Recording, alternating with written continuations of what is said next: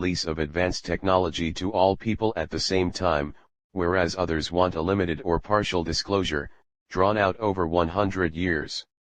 David and Corey produced the following presentation in an effort to blow the lid off of the partial disclosure agenda. The data presented below is in harmony with a full disclosure effort, which if it is shared virally, could make the partial disclosure agenda impossible to realize. David and Corey are making every effort to ensure full disclosure takes place, encouraging a grassroots effort from within the awakening community. If you are reading these words, you are part of this grassroots effort. Solar shift could be delayed. In David's Saturday talk, he mentioned that the Sphere Being Alliance has been holding back the energetic ascension of the solar system to provide humanity more time to heal themselves and regain their freedoms, one of the well-known aspects of Corey's testimony.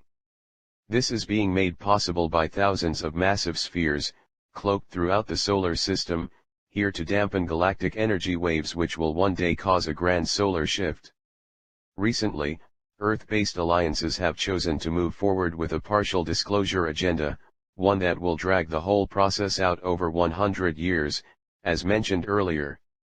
In a shocking revelation, the Sphere beings recently said that if a grassroots full disclosure effort is not successful in uniting the awakening community to demand the whole truth, then the Sphere beings will hold back the energetic shift for an age. David speculated that this delay could be at least 100 years, or that it could be as long as 700, referencing a passage from the Law of One. To be clear, partial disclosure is not what the SSP Alliance or the Sphere Being Alliance want. And again, David and Corey are doing everything they can to stop this effort and ensure full disclosure takes place. This talk is part of that effort. The current state of affairs. I was personally taken aback by the notion the Sphere beings would actually allow the partial disclosure plan to go through. But after some quiet contemplation, I realized that these beings are highly conscious of the laws of the universe, chiefly, free will, and that they cannot avoid humanity's choice, no matter how much they might want to.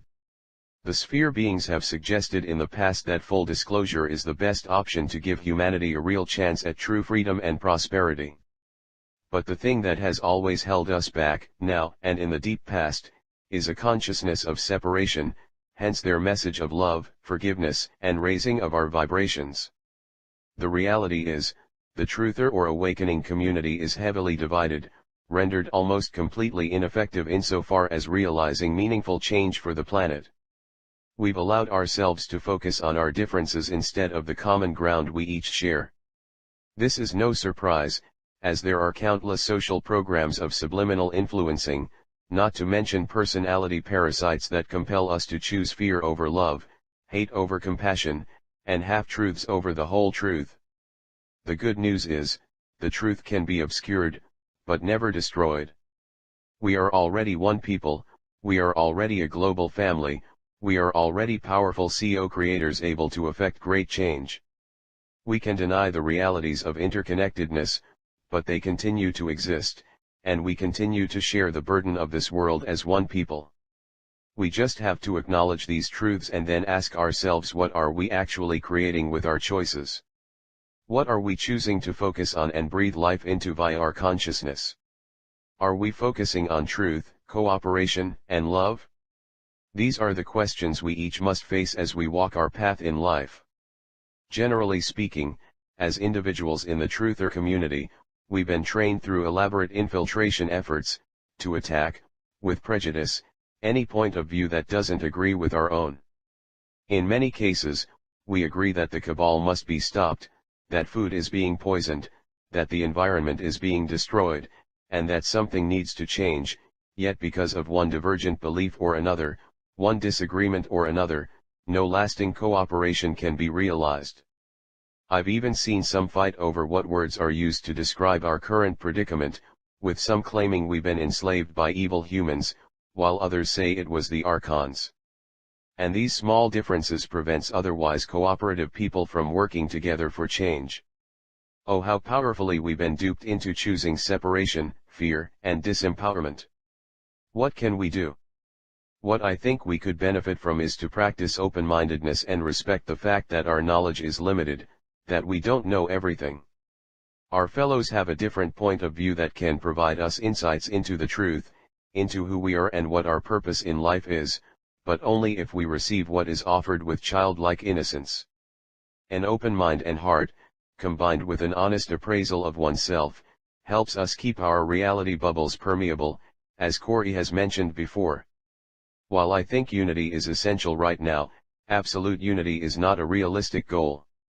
Initially, we'll need to find a way to agree to disagree on any topic that would otherwise prevent cooperation. But common goals are what we can base a foundation of unity on, those being, the right to life, liberty, and the pursuit of happiness, the desire for clean food and water, the desire for a sustainable society, free of toxic pollution, a world free of slavery and oppression, and so on. I think that all our seeming differences are an illusory slick atop an ocean of unacknowledged commonalities. In addition, we've been indoctrinated to believe we are fundamentally separate from each other, the universe and even the Creator, all founded on false perspectives of reality. The only way for us to stay divided, to continue to see the world as separate, is if we focus on our differences, if we focus on untruth, instead of the seemingly infinite reasons to focus on what unites us. Often what holds us back is fear that what matters to us won't be acknowledged by another, that they won't care about what we do. And for those lost in separate self-consciousness, this may be true. In many cases, when we see that others believe something that we do not, we immediately feel a barrier go up between us, and then through our choices we reinforce that feeling. But when we bravely pour out kindness and compassion from within, healing is radiated without, helping to create a space for cooperation. I think learning to develop the ability to listen to others compassionately, entertaining their ideas and beliefs, without feeling the need to defend our own, again with childlike innocence, is essential right now. In this way, a loving, cooperative, and accepting relationship can be developed, one that will allow us to share our most cherished ideas free of defensive reactions that maintain separation. It is fear, lack of empathy and close-mindedness that has kept humanity divided over the eons, therefore, only love, forgiveness and truth can restore universal consciousness. I, for one, am not satisfied to wait 100 years for what we could have right now. If the awakening community truly is the linchpin for making full disclosure a reality, then let's stop the infighting, set aside our differences, and make steps towards a brighter future, together, as one people. It's so simple a child can see the wisdom of it. And perhaps it is a childlike point of view we need most right now to navigate this transitional age successfully. This is a stillness in the storm creation. Please share widely. Other information. Note: the images David used throughout the talk were not captured via screenshot. All the images below were found online or provided courtesy of Gaia.com. In some cases, I was also able to find the images David used online. Much of the information presented in this talk is also available in Cosmic Disclosure. Summarized notes will be in black, with additional information, or my commentary, in green bolded brackets. I also added additional data points provided from other talks by David and Corey in the past. I did not offer much commentary below, for ease of absorbing the overall narrative.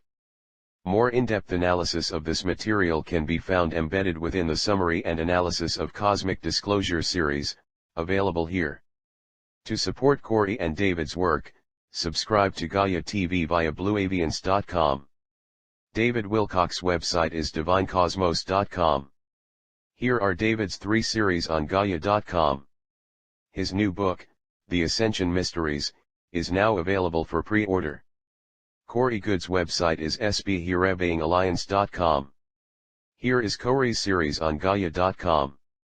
Now on to the Expo session's detailed notes. Source: Conscious Life Expo. Introductions. Host introduces David and Corey. David talks about the huge demand for this talk, and that it will help ensure a full disclosure narrative comes about. David reviews his history, books, and experience. David talks about a quantum leap in evolution, as covered by his work on wisdom teachings and his website divinecosmos.com. David says Corey got pulled into this unfolding story, back in 2015, which he will cover later. David refers to the many massive spheres that have entered the solar system, some the size of Jupiter and Neptune, controlled by a benevolent group of beings known as the Sphere Being Alliance. More on this later. David mentions this time in history is all about a grand consciousness evolution. Refers to his books as evidence. David mentions cosmic disclosure on Gaia.com, where much of Corey's testimony is available. David says space and time is an emanation of a geometry. Davide says 20% of stars like our Sun have Earth-like planets around them. David mentions that DNA is a natural emanation of the laws of quantum mechanics. The universe behaves like sacred geometry, began with a vibration, and is teeming with life. What is the secret space program? David mentions there is a group that is out there in our solar system, right now, which is colonizing space. And this group is run by people on Earth.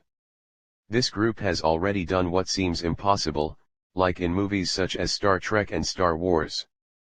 Portal travel, faster than light travel, is all possible and a well-established reality, that has been kept hidden.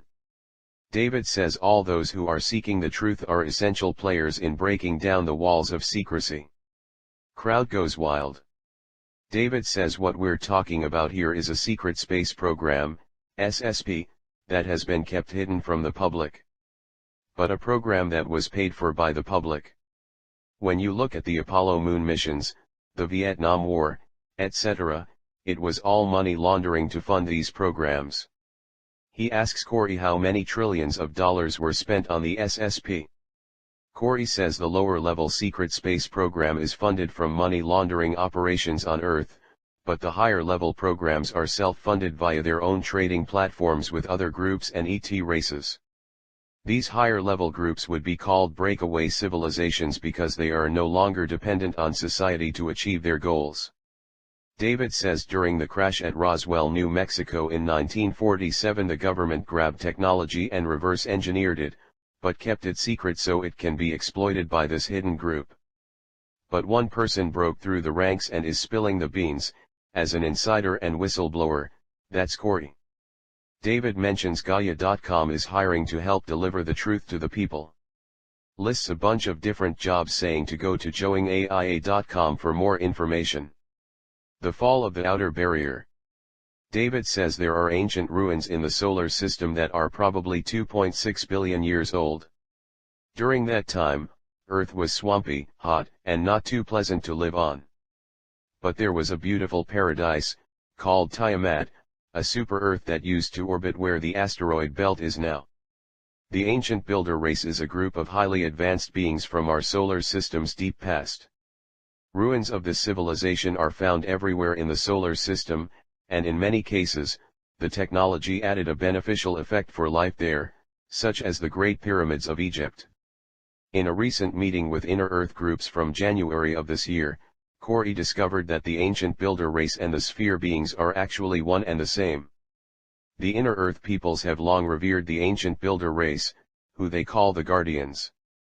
The sphere beings have returned to help all life in the solar system prepare for a huge evolutionary shift, made possible via galactic energy waves that have been bathing the solar system for years. These energies will continue to build up until a quantum leap occurs, dramatically altering life as we know it. But in an effort to ensure all beings have a chance to grow through this shift, massive spheres are here to dampen the energy. David mentions how most of his insiders' intel has never been publicly released, as a method of vetting out new insiders. When he met Corey in 2009, he was able to tell David data that he never released publicly, which he believes verifies Corey's authenticity. David mentions how one of Richard C. Hoagland's top insiders told David that they used a highly advanced computer program called Brilliant Pebbles that enabled them to model every object in the solar system to such a degree that they could rewind time using computer models, showing that a super-Earth-sized planet was destroyed about 500,000 years ago. David adds that Corey knew the name of the program and many other aspects of Brilliant Pebbles, again vetting Corey as authentic. David says the story begins on the super-Earth, Tiamat, that was destroyed long ago. The planet had oceans, breathable atmosphere, and several moons. One of them was Mars, which was also a viable sphere for habitation. Apparently the peoples who lived on Tiamat and Mars were warring with each other. David asks Corey how often one would encounter watery moons orbiting planets outside of the solar system.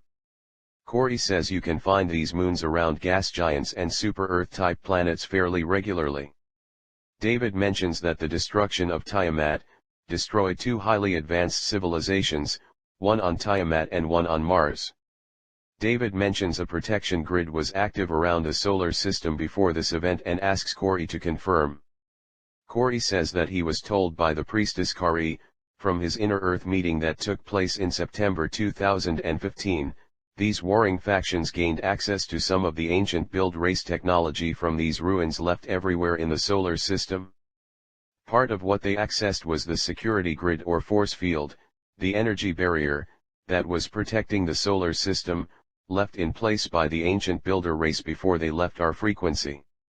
These two warring groups attempted to use the technology for their own ends, causing a major cataclysm in the process, which not only disturbed the whole solar system, but also brought down this energetic barrier left by the ancient build race.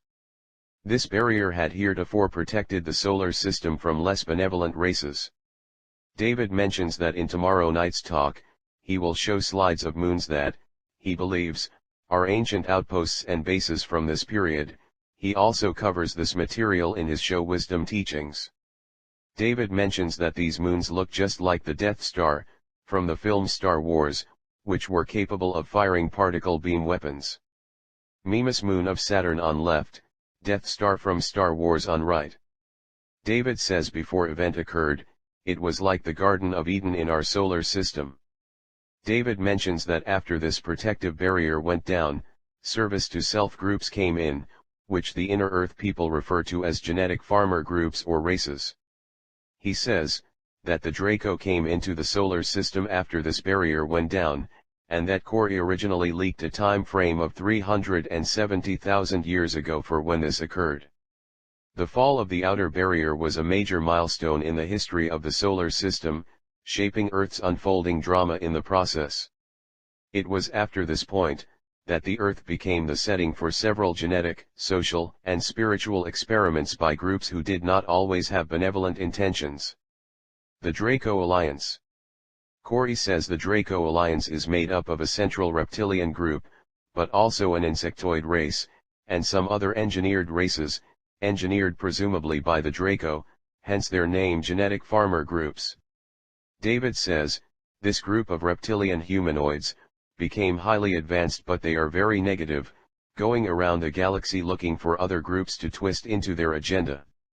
As an aside, one of the bigger secrets is that the universe is designed to make humanoid life forms, so they are found everywhere. Corey has confirmed in Cosmic Disclosure that there are humanoid races of every conceivable type in the cosmos, each evolving from an animal species on their home world. But what these Draco do is find other reptilian-type humans, that evolved naturally in their own neighborhoods. The Draco then intermingle their DNA into other reptilians they find, and eventually have them join the Draco Alliance. Presumably this process is not something that is mutually agreed upon, as in done under duress or via manipulation. Corey says, the reptilian recruits, so to speak, have similar behavior and commonalities to with their Draco recruiters, helping to facilitate an alliance. David mentions the movie Jupiter Ascending, which is jam-packed with solar system history, the agenda of the Draco group, using humans as a food resource, and their use of human beings for life extension technology, DNA hybridization programs. Corey and David saw the movie together during last year's Consciousness Life Expo. Corey's frickin' mind was blown by what was revealed in the film. David shows slide of a reptilian from the movie, saying that this might have been the reason why Corey was so shocked. Screen capture of the movie Jupiter Ascending, showing reptilian. David says these are the genetic farmers who appear to be in control of the show. But they are working with humans. Corey says it wasn't an accurate representation of a Draco, but the relationships shown in the movie were very interesting. David suggests that what is depicted in the movie is part of some soft or partial disclosure effort. Corey says that he thinks the disclosure in the movie is higher than the secret space program, that it has to do with these 22 genetic, social, and spiritual experiments being conducted on Earth by a super federation of extraterrestrials who have lived within our solar system since the time this outer barrier came down. The movie could be their version of the history, from the people behind these 22 programs. Corey has mentioned in the past that there are up to 60 ET groups that maintain permanent outposts to monitor experiments that are actively being conducted on the Earth. Apparently these groups came in after the fall of the outer barrier and many of them have bases on the moon. David shows image of a white royal Draco. The Draco Alliance is made up of many different castes and races, some that are warriors whereas others are the ruling elite, like what is presented below. White Royal Draco. David mentions that the wings are wrong, based on what Corey has said. This was the closest image Corey was able to find online. David says Corey had to meet this Royal Draco during a meeting, and it was not pleasant. These white Royal Dracos were pleading for clemency at a meeting Corey attended in mid-2015, as a result of the outer barrier going back up after the Cabal attempted to destroy one of the moon-sized spheres close to the Earth using a particle beam weapon that was partially located in Pine Gap, Australia. They discuss this in detail in Season 2 Episode 16 of Cosmic Disclosure and further along in this talk. Reactivation of the outer barrier trapped many groups in the solar system that were planning to leave before the solar shift took place. As a result, tenuous alliances that have been in place for thousands of years disintegrated when the White Royal Draco told the SSP Alliance that they would sell out the entire Cabal pyramid below them in exchange for passage out of the solar system. When this offer was made, key figures in the Cabal were present. Since that time, a tremendous amount of Cabal infighting has been taking place, as their once well-organized group crumbles into separate factions with competing agendas. David mentions that the meta-message for this talk is that there are demonic presences, that we could think of as these reptilians, but they are not as powerful as the good guys. These guys, the Draco, are actually using the Earth as a fear factory, consuming what they call Lushi. They need humanity to be in fear, stressed out, hating life etc., and work with the ground-based Cabal to ensure those conditions are maintained, hence false flags attacks, denatured food, the war on terror, etc. In the below-linked articles, I attempt to discuss the scientific basis for fear food or Lushi and why races that use artificial life extension technology needed to survive. Related David Wilcock, Stargates, Consciousness Tech, Draco Fear Food and Methods of Personal Transformation, ET Contacts Analysis of Fade to Black May 26, 2015. Related Organic versus Artificial Immortality Cyborg ET Races, AI Black Goo, Wave X, The Solar Shift and Organic Evolution via Truth Receptivity. David mentions that one of his insiders said that if people were smiling, happy, and felt joy for even one day, it would be enough to defeat the entire Draco Alliance, who are totally dependent on Lushi for survival. Corey says, yes, that Rotiriir, the blue avian who is a member of one of the 5 sphere-being races that operates the thousands of massive spheres in the solar system right now, said that once we get to a high enough energetic point, all these etheric parasites and entity attachments, will go back into the outer realms from whence they came. And that people will be going through a type of energetic withdrawal, like someone detoxing from a major drug addiction, because these parasites do provide some emotional stability to their hosts, which then become dependent on them. David mentions there are ways to scientifically prove this. He talks about an experiment where fish eggs at different rates of development are kept close to each other, so they can exchange biophotons. The older eggs actually draw health out of the younger ones, so long as light can flow between them, and the younger eggs wither and die as a result. This can't be explained using normal science, one needs to talk about energetics. Eventually one realizes there is a law in the universe that actually allows for an advisory, even though the universe is benevolent and loving. The universe allows evil to exist to inspire spiritual growth, and help us come together, to form unity against the adversary. This is a rather controversial topic, but it is supported by experience and codified as divine or natural law. Simply put, when we observe harm, hardship, or suffering of others, it is an opportunity from the universe to actually become an embodiment of love, healing and forgiveness. In this way, each individual is given a chance to gain wisdom by experiencing the transcendence of hardship. The principle of causality describes how all causes are sourced from mind via free will, with their effects being balanced by cosmic law. This means that free will is the first cause of, not only truth, love, and freedom, but also falseness, hate, and slavery. We are creatively empowered to participate in the process of spiritualization via our free will endowment from the Creator, which also means those on the front lines of the shift are the most empowered to effect change. For more on this, see the below linked article. Related, the natural law basis of harvest, the spiritual evolution of Gaia and all who dwell in the system of soul. David says, these guys, the Draco, came into our solar system, splicing their DNA with ours. We have all sorts of genetic anomalies as a result. See Lloyd Pye's presentation for more on this. One of those anomalies is the appendix, which apparently one of his insiders told him, used to be an organ system that would take nutrition from your liver and reintroduce it into the small intestine, processing it twice, allowing someone to live for 900 years. So they, the Draco presumably, clipped it out. They tried to get rid of the pineal gland too, but that got put back in. He asked Corey for confirmation, which Corey says he has heard of as well. I just wrote an article covering evidence from recent genetic testing that suggests the human race had multiple genetic contributors, one major one about 15,000 years ago. Related, otherworldly lineage of a human species with amnesia, myths and legends, Rh-negative factor, genetic atom, and our alien DNA. David says the objective for us, today, is to determine how do we recognize that these beings are not all-powerful demons, that can't be dealt with. They are in the sandbox along with humanity, all for cosmic growth.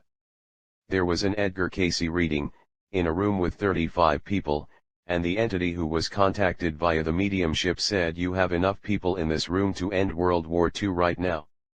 The answer is pure consciousness. There will be a pure consciousness exercises at the end of the talk, a guided meditation. David says the purity of our hearts, the consciousness of the universe, will bring us one step closer to freedom. Audience cheers. David mentions there are 274 slides. Corey says many haven't been seen before, including footage of helicopters flying over his house. Other reptilians. David starts to show reptilian images. David says to Corey that some of these beings have tannish skin and others have green scales. Corey says some of them are often confused with greys. David adds, but not all greys are reptilians. The above image is one that is short, about 4 to 5 feet tall. Corey says they have tiny razor-sharp teeth. David shows a black reptoid found within the inner earth, saying it is 8 feet tall. David says these guys aren't fun, they could eat you. David asks Corey how big the white royal Draco from earlier is. Corey says they are 14 feet tall. David adds that their shoulders are 5 feet wide and they weigh over 3,000 pounds. David talks about providing scientific data, introducing the commonly known narrative of these genetic farmer reptilians as they are described by Zecharia Sitchin. Analysis of Zecharia Sitchin's work. David mentions that it appears Sitchin made a lot of mistakes, but that is a long discussion for another time. Here is an article discussing the perspective that Sitchin's material was wrong and possible implications. The gist of his story was that these giant beings, calling themselves the Anunnaki, came to Earth, splicing in their genetic material with the existing human population. Enlil, the bad guy, and Enki, the good guy, are Anunnaki figures in this story. Apparently, Enki desterilized the newly formed human race, so it could procreate, which happened 250,000 years ago. This is the common, Sitchin, Anunnaki story. David adds that less than a year ago, mainstream media released a story about the genetic Adam and Eve. Study shows humans are evolving faster than previously thought. Every single male on Earth can trace their lineage to a single man 250,000 years ago, which just so happens to fit what Sitchin said. The article says that the oldest known male ancestor was around at the same time as the oldest known female, mitochondrial Eve. So one DNA study traces back to genetic Adam, and one traces back to genetic Eve, which just so happened to have existed on Earth at the same time, and just so happened to fit the timeline provided by Sitchin. In Season 3, Episode 6 of Cosmic Disclosure, David and Corey discuss how Sitchin's alleged translations cannot be verified by comparing them to the Sumerian cuneiform tablets. Apparently, Sitchin was fed a narrative by agents who were looking to disclose a part of the truth mixed with disinformation. David asked Corey about the article discussing the genetic Adam and Eve being a partial disclosure effort, to which Corey agreed, saying, "They have been laying this partial disclosure narrative out for a while, but recently it has picked up in pace." David says that the whole reason for their talk tonight is to release intel that the people behind the partial disclosure effort don't want to come out. David and Corey want full disclosure, as they've both said many times. "This is one of the reasons why I produced this summary, to ensure the data would be able to be spread far and wide in an effort to derail this partial disclosure agenda." David asks Corey if the Sitchin narrative, which David just reviewed, is part of the partial disclosure they plan rolling out now. Corey says yes, that they have been rolling out Sitchin's narrative since at least the 1970s. David asks Corey if he thinks Sitchin was a part of this plan, to which Corey says yes, according to the information he was provided. David says that Corey did his own due diligence on Sitchin's translations, and they didn't match up with what the scholars were saying. Corey isn't saying that all the data Sitchin provided was bad information, just that it came from higher-ups through a narrative, and as truth seekers we should try and verify it personally. Corey says he investigated the Sumerian references on his own, no one told him to do this. David mentions that the cuneiform tablets are made with a cylindrical stylus, rolled into clay and then deciphered using the Rosetta Stone, allowing us to read the Sumerian language to a certain extent. The Cabal created this narrative, through Sitchin, that has truth to it, and that they want the people to know. Again, most likely this aspect of the Cabal's plan was to seed a narrative into the consciousness of humanity that would eventually become accepted historical fact, which is one way to manipulate humanity for their agenda. The Cabal wants us to think the Anunnaki created humanity, because within this story, they are descendants from the first humans. This is where the idea of the divine right to rule came from. It also fits into the transhumanist agenda by suggesting the human race is an accident, and the only hope for our continued evolution is by merging with machines. Refugee relocation to Earth and entry of the Super Federation groups. David says these people who were on Mars and Tiamat were moved to the Earth during this time, asks Corey for confirmation. Corey says yes, this happened in a type of refugee relocation program, by some of the groups in the Super Federation. The group that did this was not the Draco, as the timeline of this event was before they arrived some 370,000 years ago. The Super Federation was responsible for relocating the survivors to Earth. David asks how many ET races are in the Super Federation. Corey says 40 to 60 groups are present at any given Super Federation meeting.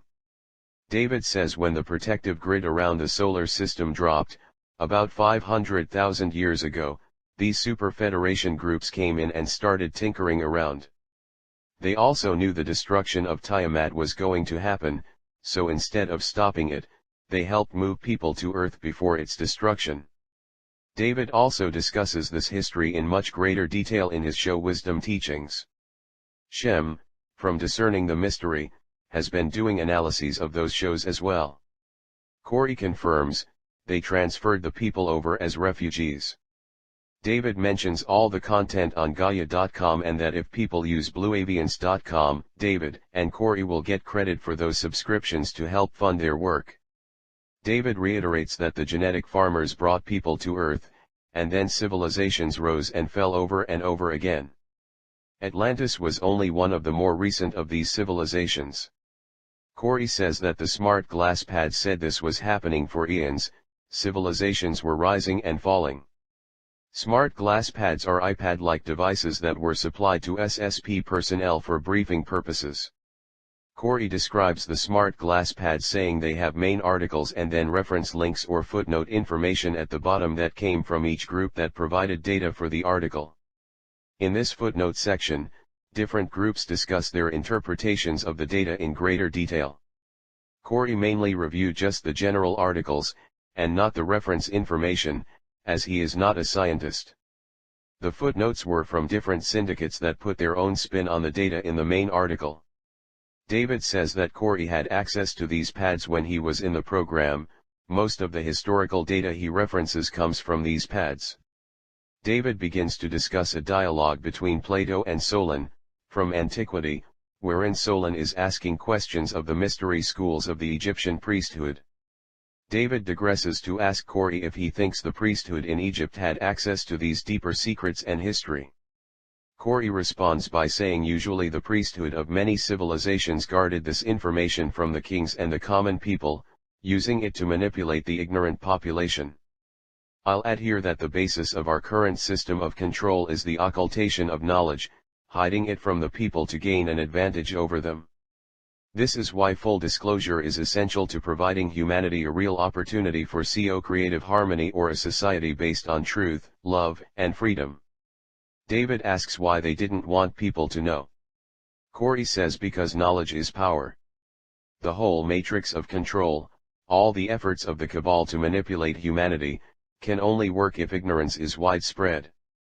A people that know who they are, where they come from, and what their ultimate relationship to the universe is would never be so easily manipulated, hence hiding truth and getting us to believe in falsehoods are essential to their plans. The word occult essentially means hidden knowledge, and the dark occultists of this world, known by many names, base all their plans on the ignorance of humanity at large. Therefore, re-education of humanity is essential to re-establishing common trust and restoring freedom, as well as arresting any plans of partial disclosure. The rise and fall of civilizations. David continues on with introducing the dialogue between Solon and the Egyptian priesthood. Apparently, Plato published what was said, which got him into a lot of trouble. He wasn't supposed to leak this information. Here is the quote of this dialogue that David reads from. As for those genealogies of yours which you just now recounted to us, Solon, they are no better than the tales of children. In the first place you remember a single deluge only, but there were many previous ones. In the next place, you do not know that there formerly dwelt in your land the fairest and noblest race of men which ever lived, and that you and your whole city are descended from a small seed or remnant of them which survived. And this was unknown to you, because, for many generations, the survivors of that destruction died, leaving no written word. Source. David mentions the Cuban Atlantis, saying, Linda Moulton Howe covered this story when it was breaking, shortly after the infamous 9/11 event in 2001. David says his mind was blown when he saw the headline from BBC News: Lost City found beneath Cuban waters. In water half a mile deep they find ruins of a lost city. David asks the audience how far back in time we need to go for sea level to be low enough for the city to be on dry land. The answer is 12,000 years ago, approximately the same time as other deluges, spoken of in myths, sacred texts, and historical accounts. David says Paulina Zelitsky was the oceanographer who broke the story. She was contracted by the Cuban government to take sonar readings of the ocean floor, looking for sunken gold.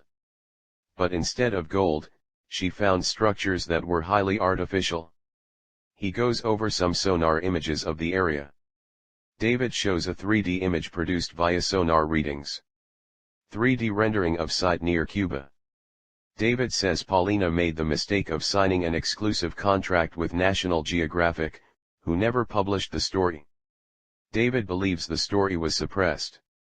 He says, the above 3D rendering was leaked out, despite the cover-up. David mentions the differences between these pyramids and the smooth-faced Egyptians ones. David goes back to the dialogue between the Egyptian priest and Solon, saying Egyptians were very knowledgeable and had highly advanced technology. That society collapsed, but they left their secrets, which were found and held by the priest class of ancient cultures, kept alive over time by secret societies. Early history of the Cabal. David begins to talk about the rise of the Cabal via Sumer and the Roman Empire. Sumer is where the inner earth peoples reconnected with the survivors of one of these latter-day deluges, appearing to them as gods and offering support to help restart civilization. The Sumerian civilization is an anomaly because it does not fit the slow progression theory proposed by mainstream archaeologists. The Sumerian civilization sprang up out of nowhere, complete with a financial system, civil law, advanced farming techniques, and profound knowledge of the stars. Given these oddities, the more likely explanation is that the civilization was kick-started via some external influencing agency. Corey says there is a confusion about this time period, adding that the inner earth peoples were making contact with the surface population in the area of the Tigris and Euphrates rivers, the Fertile Crescent. He also says there were contacts from the genetic farmer groups as well, the Super Federation. It's hard to tell which group had the most influence on the development of the Sumerian culture. David adds that we do know many of these occult secret societies trace themselves back to the times of Sumer and Babylon. Mark Pacio and Jay Parker are whistleblowers who were once involved with Satanism and lower-level operatives in the Cabal. Parker says he was raised in a generational satanic family. His father claimed to be an Atlantean warlock. Parker's mother would often tell him that their order of the Illuminati traces its origins to the times of Babylon and before, revering the black sun and worshipping dark gods. David says from there, it splashed into Egypt and the pharaonic dynasties. Further, a great deal of secret knowledge was stored in the library of Alexandria that burned in a false flag-style event after the Romans conquered Egypt, moving all the documents to Rome, now held in the Vatican Library. Corey adds that they actually burned census documents, tax records, and the like, but nothing of importance. David says that all the history is still stored in the Vatican, such as the refugee transfer records, and lineages tracing back to before the relocation to the earth. Corey says the elite had access to knowledge and stored it in the Vatican, and that some of the data in the smart glass pads came from records there. David begins to talk about how the Romans invaded Great Britain in 55 BC under the command of Julius Caesar. After the Romans arrived, all the Celtic history was wiped out. No historical accounts were left in the mainstream from this period. He mentions covered-up history about Stonehenge and the ley lines it is connected to. Corey adds the Celts must have had knowledge of natural stargates or portals in the solar system, and that in the Common Era we had no knowledge of these energetic grids of the Earth because it was wiped from history by the Roman cult or Cabal. Stargates and portals. David goes on to say that these stone rings and megalithic sites are built on ley lines. It even shows up in the Da Vinci Code, where they are talk about Rosslyn or Roseline Chapel. They were disclosing the energy grid in that book. They were talking about sites where you can do rituals or ceremonies and actually open up stargates or portals. David asks Corey about what he heard in the smart glass pads about portals that will open up on Earth at certain times and places that one could use to travel through space and time. Corey says he didn't hear about that from the glass pads. It was intuitive empaths, in the secret space program, that would be used to triangulate where and when these portals would open up, which would either be underground or water, at the surface, or above it. They seemed to open up randomly at first, but after they got the celestial mechanics down, they realized that depending on the positions of celestial bodies, such as the sun, moon, planets, other stars, etc., these portals would open. Related Cosmic Disclosure Episode 14, Portals, Parallel Earth, Summary and Analysis Corey Goode and David Wilcock.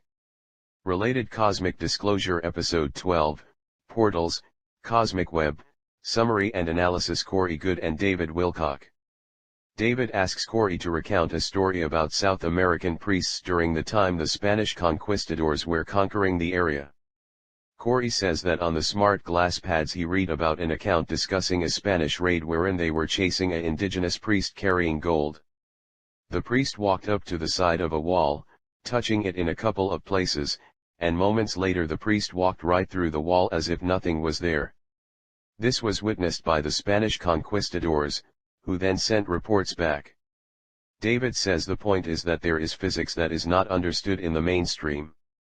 The Russians have done experiments which show that electromagnetic energy can be changed into gravitational energy. Dan Winter describes the force of gravity as the recursive addition of waves of charge, which sounds very similar to what David just described. The Russians break it down as electromagnetic gravity spin.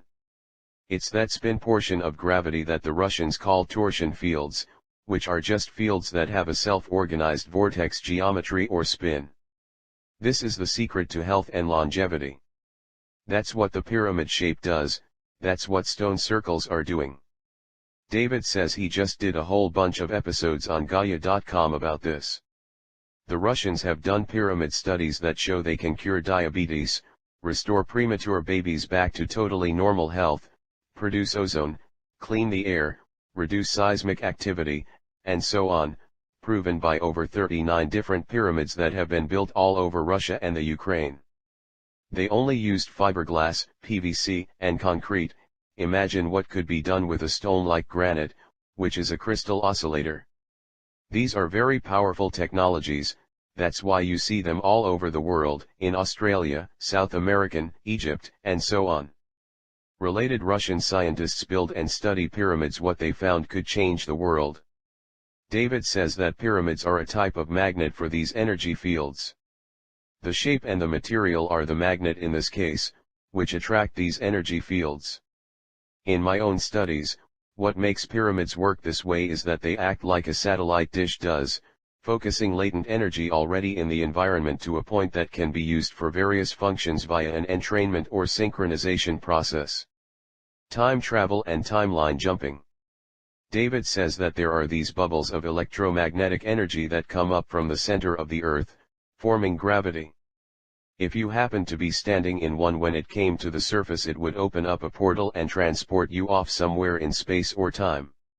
David mentions how this technology is not something the elite want us to know about because they have been using it. One of his insiders said one of the mental disciplines in the Cabal is called time travel.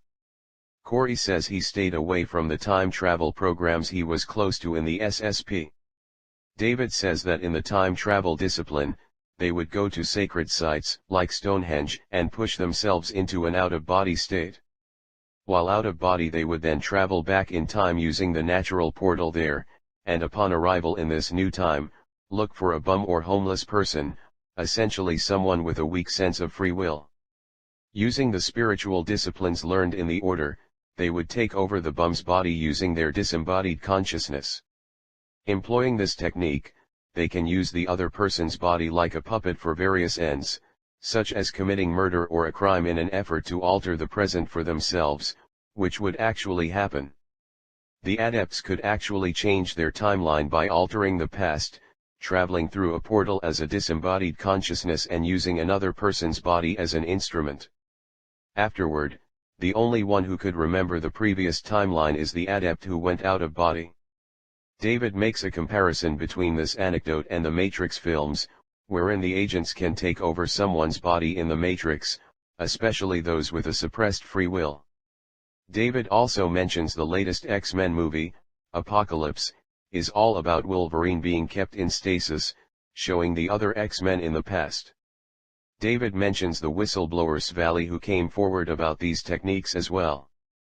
David asks Corey if it is possible that you can go out of body and use these stone rings to travel back in time and alter the present.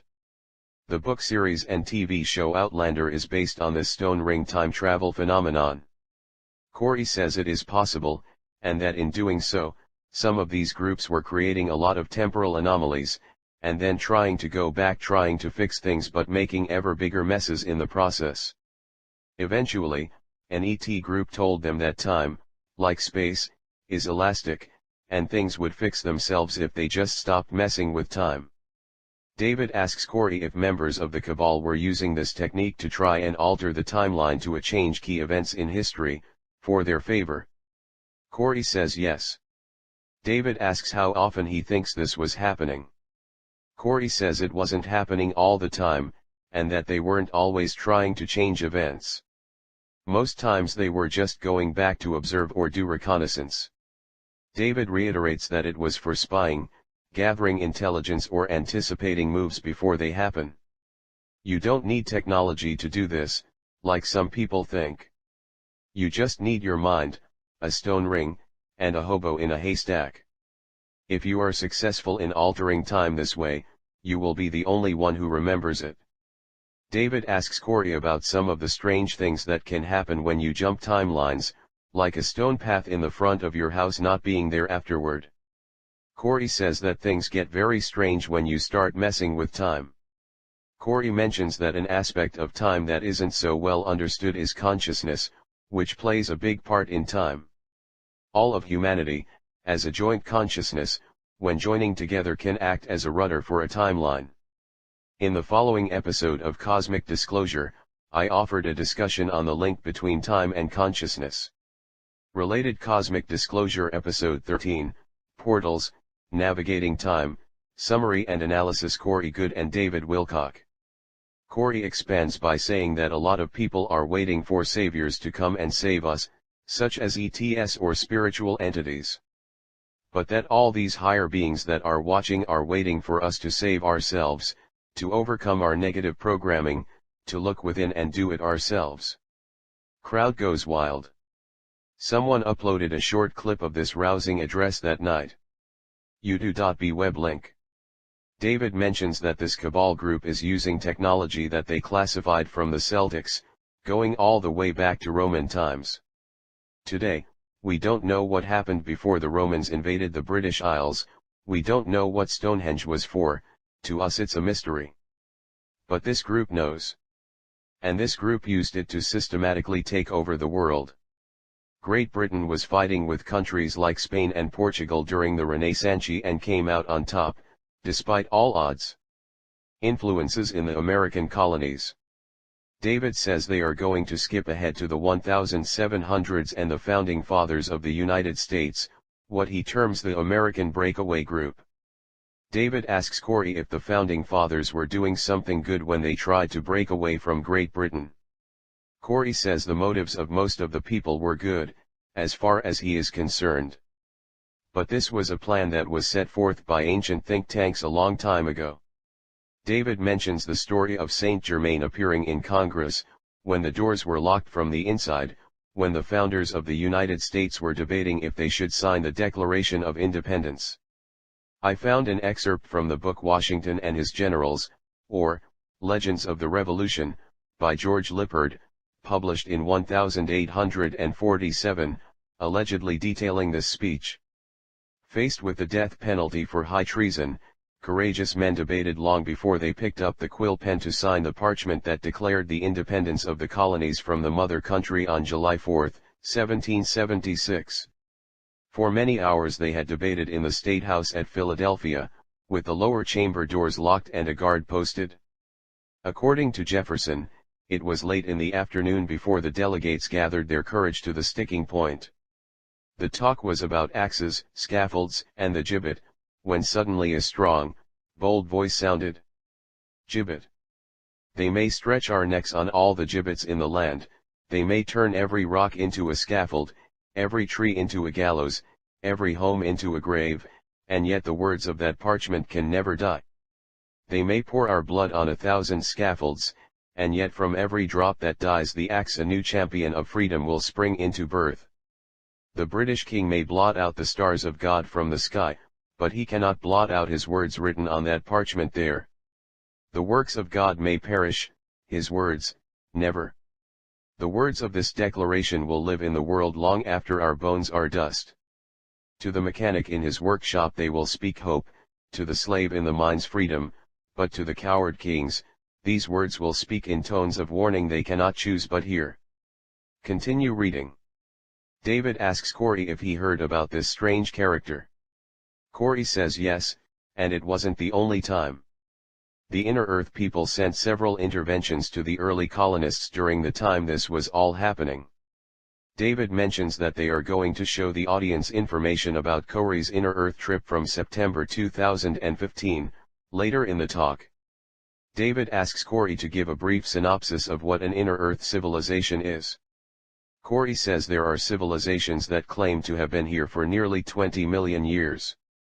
Some of them say they are the original human race that evolved on the Earth, and that the current stock of surface humans are a mixture of refugees from the Tiamat disaster and their distant cousins from other civilizations, the left on the surface during times of cataclysm, while they took shelter underground. David says this culture would be considered fourth density in law of one terms. David mentions that there are some reports from George Washington that say he met with green skins, that looked human but had green skin. These could have been one of the Inner Earth groups. David mentions Revolutionary War soldiers having their wounds healed, glowing miraculously as it happened. David adds it definitely seems like tampering was going on to make sure America came about. David mentions Francis Bacon also created a document called the New Atlantis, which was the manifesto that laid out the colonization of America in the first place. Related the New Atlantis secret mysteries of America's beginnings and connections to Atlantis. Early beginnings of the modern-day secret space program. David mentions a show coming out on Gaia.com called Deep Space, an ancient alien-style show. It is going to cover what was probably the first space program, with these airships that were seen flying over the Midwest in the 1800s. They landed, and humans came out of them who spoke a conventional language. Corey says that he heard they were secret society related.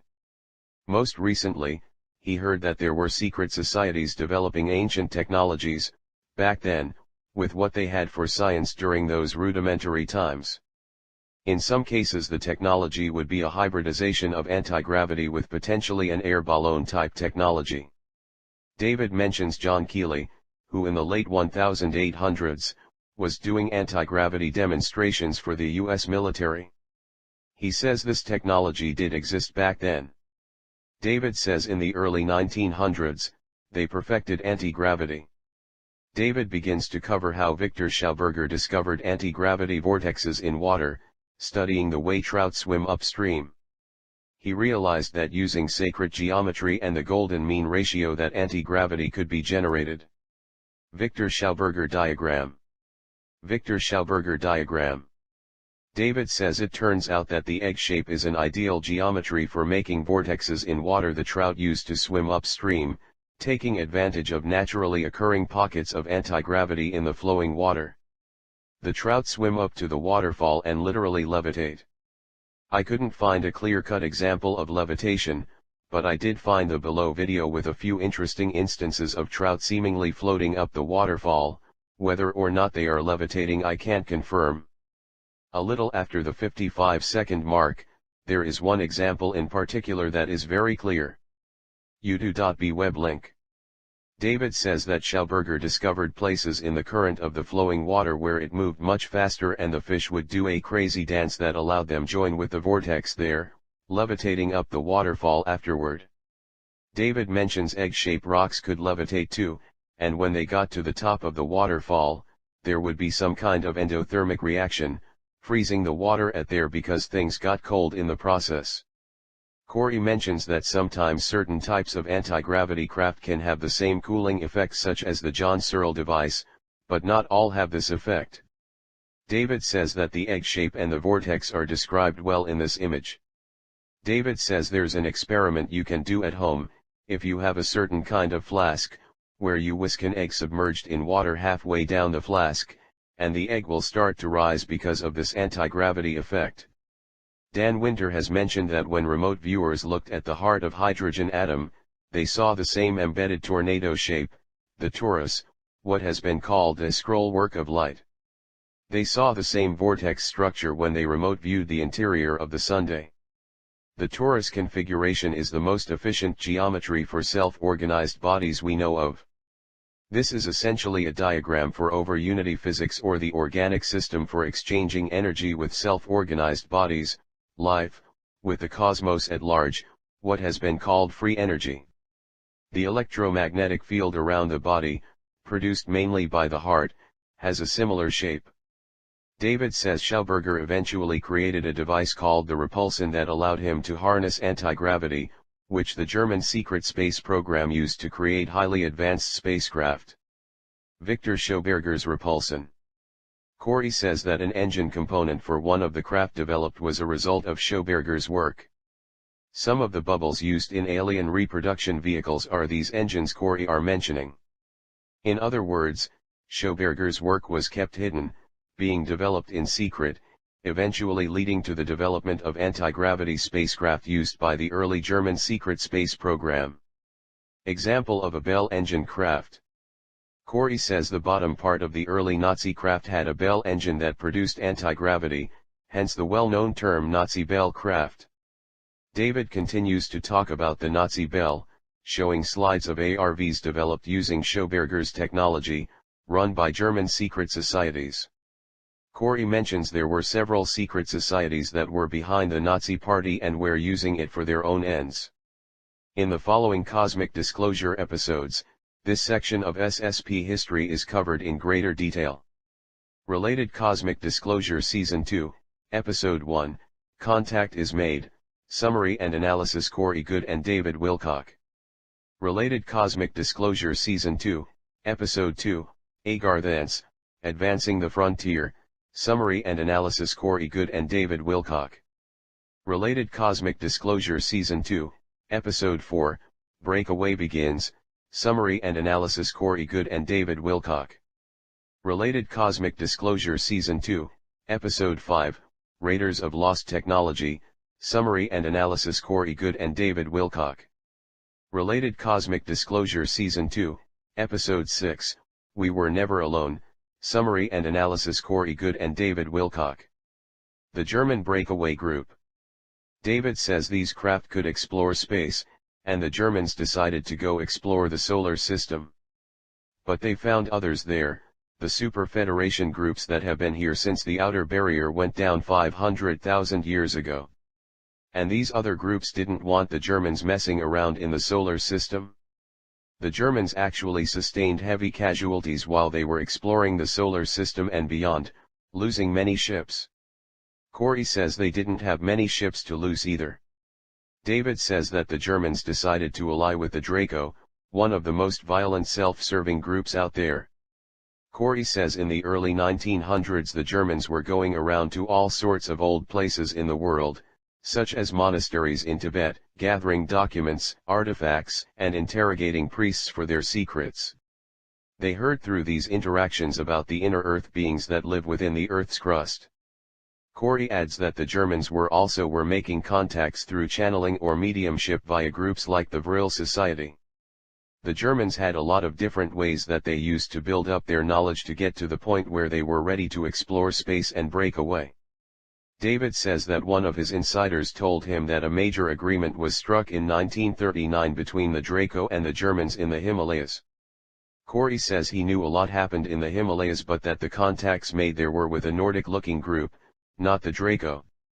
David introduces some of the new artwork Corey and his team of volunteers have been working on.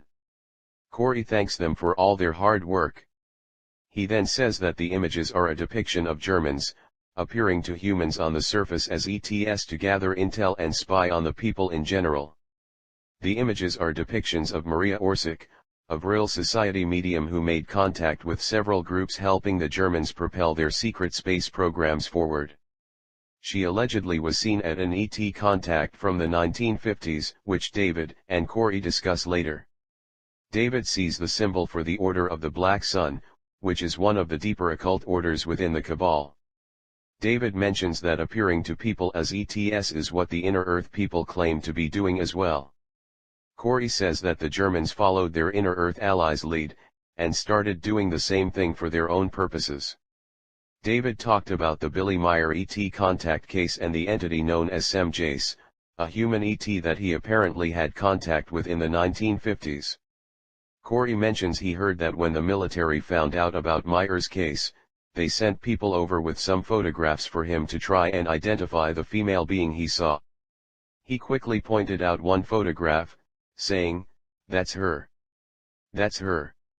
Apparently the photo he pointed out was of Maria Orsic, the medium from the Vril Society, who was making contact with inner Earth groups, and who played an intimate role in the pre- and post-World War II German secret space program. Vril Society medium, Maria Orsic. David says once this alliance was secured between the Germans and the Draco gave a piece of land to the Germans, allowing them to colonize the moon. Depiction of a Nazi base on the moon. Corey says that the base was small, with the arms of the swastika possibly the size of shipping containers. David says that this base was in Draco protected territory on the moon. David mentions they also went to Mars.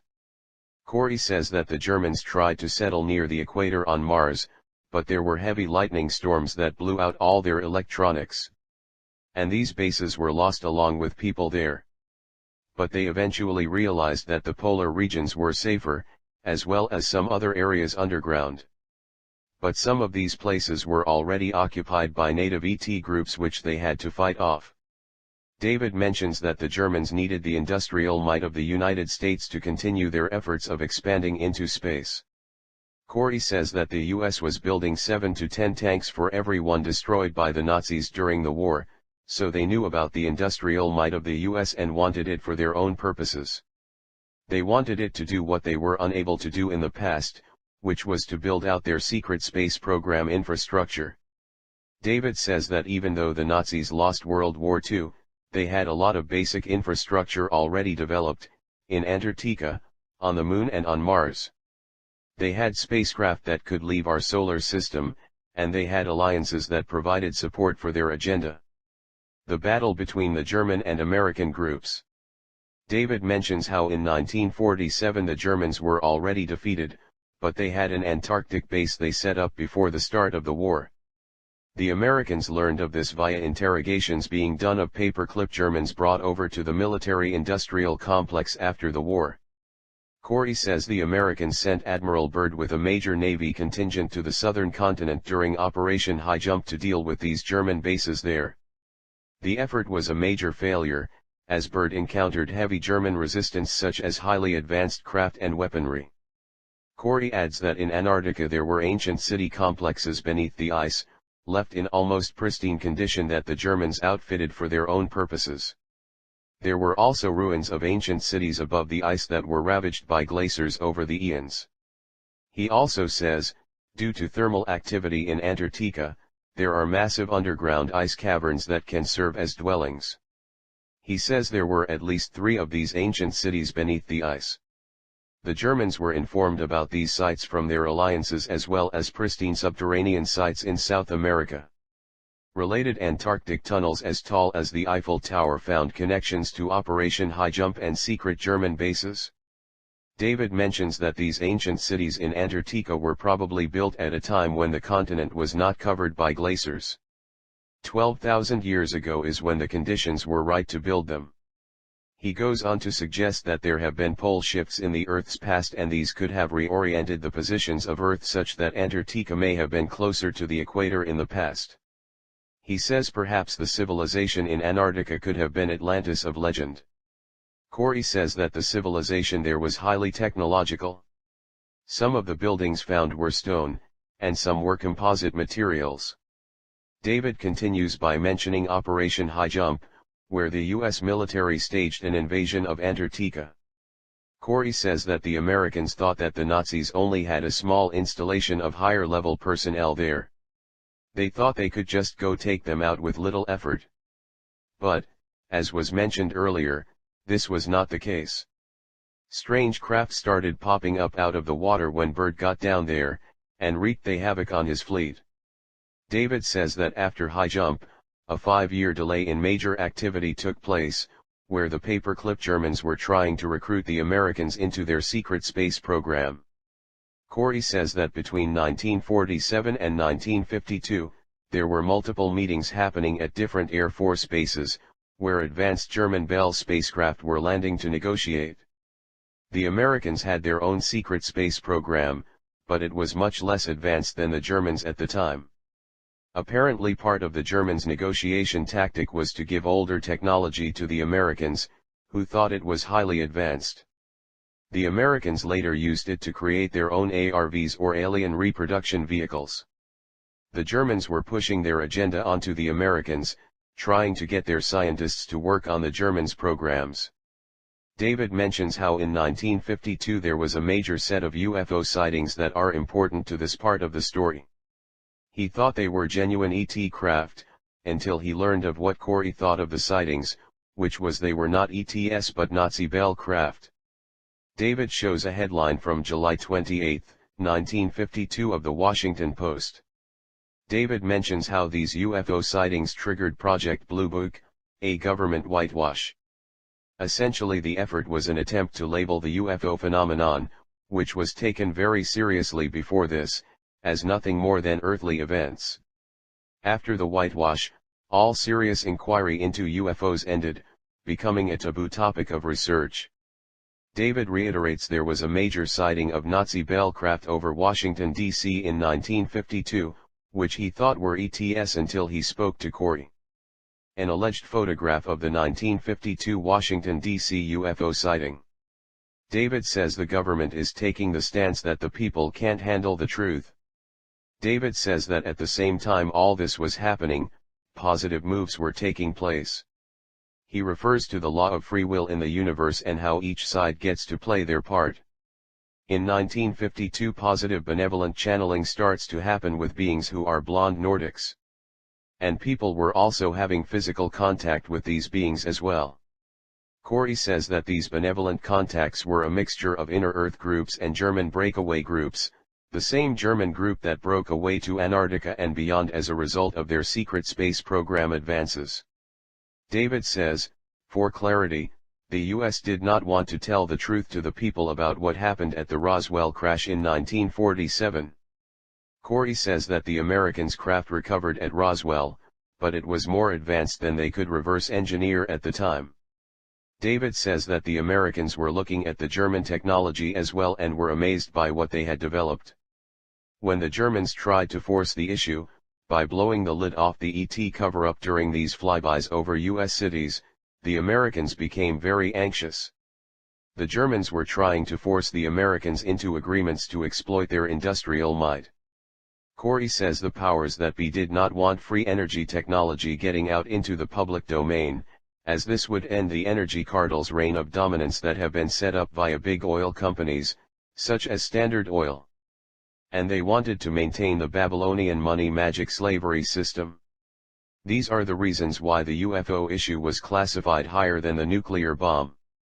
Corey adds that the German group knew, through the contacts they inserted into the American military apparatus via Operation Paperclip, that the Americans were staunchly opposed to any information, related to UFOs or extraterrestrial technology, being disclosed to the public. With this knowledge in hand, the Germans were trying to force the issue with the Americans, saying we will disclosure the truth to the public, we will tell them about free energy technology that will bring down your control systems and your empire, unless you play ball with us. David says that there was a sort of German-American Cold War that raged after World War II, and the Americans thought that they could outspy the Germans, and win. Corey says that the Germans and the Americans had the same idea, which was to infiltrate and take over the opposing group. The group that ended up winning was not the one people think, it was the German group. David says that the whole secret space program, and regular space program, has heavily Nazi-influenced as a result. Corey clarifies that it's not exactly Nazis in the way people may think. The Germans behind this effort have a different belief system that diverges from the Nazis, going back millennia, but that these people are willing to do all manner of immoral things to realize their plans, just like the Nazis. Mass recruitment for the SSP during the brain drain. David mentions after the German-American merger was complete, and they finally got a hold of the industrial resources they needed, a huge recruitment process began called the brain drain era. Another of his insiders, Pete Peterson, said that in the 1950s and on into the early 1960s, 55 to 60 million of the brightest and best scientists in the world were pulled into the secret program. Corey says that he can verify Peterson's claim, and that he saw the dog and pony show these recruits got when being pulled in. He says they were recruited under what he calls the Jetsons package, where they are told they will live a space-age type lifestyle, like the Jetsons. A family would agree to go, get on the ship, arrive at the location only to discover that it was all a lie. They are taken to one of these off-world colonies, made to work in the industrial apparatus there as literal slaves. In other words, many of these people were recruited under false pretenses. The recruits were considered the property of the corporation. David says that 55 to 60 million people is a huge number that can be expanded to work for the programs as they grew. Corey says that in many cases these people were told to be fruitful and multiply. The children of the first recruits would have no contact with the earth, making them a perfect generation of totally controlled slaves. Corey actually visited one of these Mars colonies, which can be read about here. David says that after this American-German infiltration merger, the secret space program grew into 5 factions. Solar Warden being the oldest. Factions of the secret space program, Solar Warden. Corey says that in these programs, sometimes called special access programs, different projects are given the same name, such as the Military Intelligence Program, which was also called Solar Warden. So a lot of people hear about one program and assume that is the only one, when in fact, there could be many different programs with the same name. But there was also a higher, more advanced program, given the same name, which is the Solar Warden most people have heard of. Related Solar Warden, Secret Space Program. David says, remembering from the Cosmic Disclosure shows with Corey, that Solar Warden are responsible for monitoring all the incoming and outgoing traffic in the solar system. Corey agrees, adding that if a vessel arrives in the solar system and does not show the proper protocol, sending a friend or foe signal, then they were most likely hostile and treated as such. A lot of unscheduled visitations are marauder groups that try to come in and take something, leaving shortly afterward. He says there are ways of energetically tagging some of these vessels so that SSP allies can go after them and track them down later. David asks if Solar Warden was the faction Corey actually worked in, to which Corey says, yes he did. Interplanetary Corporate Conglomerate. David introduces the next faction, the Interplanetary Corporate Conglomerate, ICC. Corey says this faction was born out of the military-industrial complex, which is heavily compartmentalized. Often what happens is, these technology companies will build components but are not told what they are used for. The pieces are built, then shipped somewhere and put together. So no one really knows what they are building until the end. This goes all the way up to the heads of the companies, on their boards, who usually don't know what is happening either. A lot of times people on these boards will be asked to retire so they can join a superboard for the ICC. This superboard is a massive conglomerate of many different companies all around the world and beyond, developing SSP technologies and infrastructure in space. The military-industrial complex, a for-profit loose organization of defense contractors, essentially expanded their profit-generating schemes into space, but the ultimate goal was not earning money, it was developing advanced technology to give them an advantage over other groups, including the population of Earth. The ICC is also the largest and most powerful of the groups, acting as a type of figurehead for all the factions, except the Dark Fleet. David adds they have mining operations, production, and so on. Global Galactic League of Nations. David introduces the next faction, the Global Galactic League of Nations, a carrot that was thrown to the other countries who knew secret space programs were being developed and wanted to get involved. Corey says this is more of a scientific exploratory organization made up of people from every nation on the planet. David mentions that Corey actually visited one of the bases, on a moon orbiting a gas giant in another star system, which can be read about here. Corey describes the base, how it had a pool of water for recreation and a security checkpoint. He also says that you could see the national flag of each person there in Stargate Atlantis-style jumpsuits. Notice the US flag on the left shoulder of their uniforms. Although it is not visible in this photo. The character on the left is from Canada, and in the series a Canadian flag is on his uniform. The military faction. David introduces the next group, which is the military faction. Corey says this faction is made up of many different special access programs. The Navy has some programs, the Air Force has programs, and almost every major military power on the planet has programs that work together in some capacity.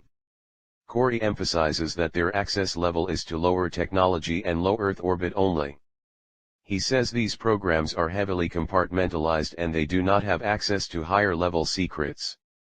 These groups are told that everything they are tracking in the sky is man-made, that ETS have been here in the past, but long since left the solar system. In other words, they're told there are no genuine ET craft, only our secret advanced spacecraft. Corey said recently he was told by one of these lower-level military persons that, the inner Earth people discussed later are actually from our future, and that there are no ETS, all the ancient ruins we've found on Earth and beyond are actually future humans coming back into our past. This notion of future humans coming back to the Earth, seeding Kielvisayan, leaving ruins, and engaging with the powers that be sounds remarkably like Dan Buriska's testimony related to P-52S, P-45S and the Looking Glass Project. Perhaps his account is an example of this lower-level SSP cover story. Corey's anecdote regarding the military person is one example of how the compartmentalization programs work. In this case, the military faction was told that ancient builder race ruins and technology are from future humans coming back to our time. They are also told in this faction that their intel is the highest and best, giving them a sense of false pride. In most cases, persons in this faction would rather fight to the death than admit the story they were told might not be true. And, people in this faction are the most vocal about saying anything related to genuine ET or SSP activity is nonsense, as they claim to know all. David says that this partial disclosure narrative is based on these lower-level groups that want to make their version of the story the narrative Corey just described, the official disclosure story. Corey adds that each special access program has their own version of the story as well, so even within the partial disclosure groups there is conflict. Corey and David discuss the Earth-based alliance and the partial disclosure effort extensively in the below-linked article.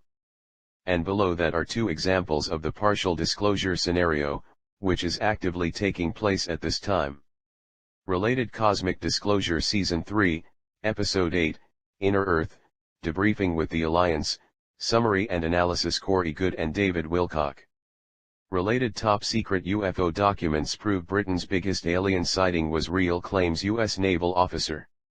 Related Thousands of documents disclosing aliens UFOs soon to be released by U.S. Navy whistleblower. David reiterates that there has been a massive insurgency against the cabal coming from different groups.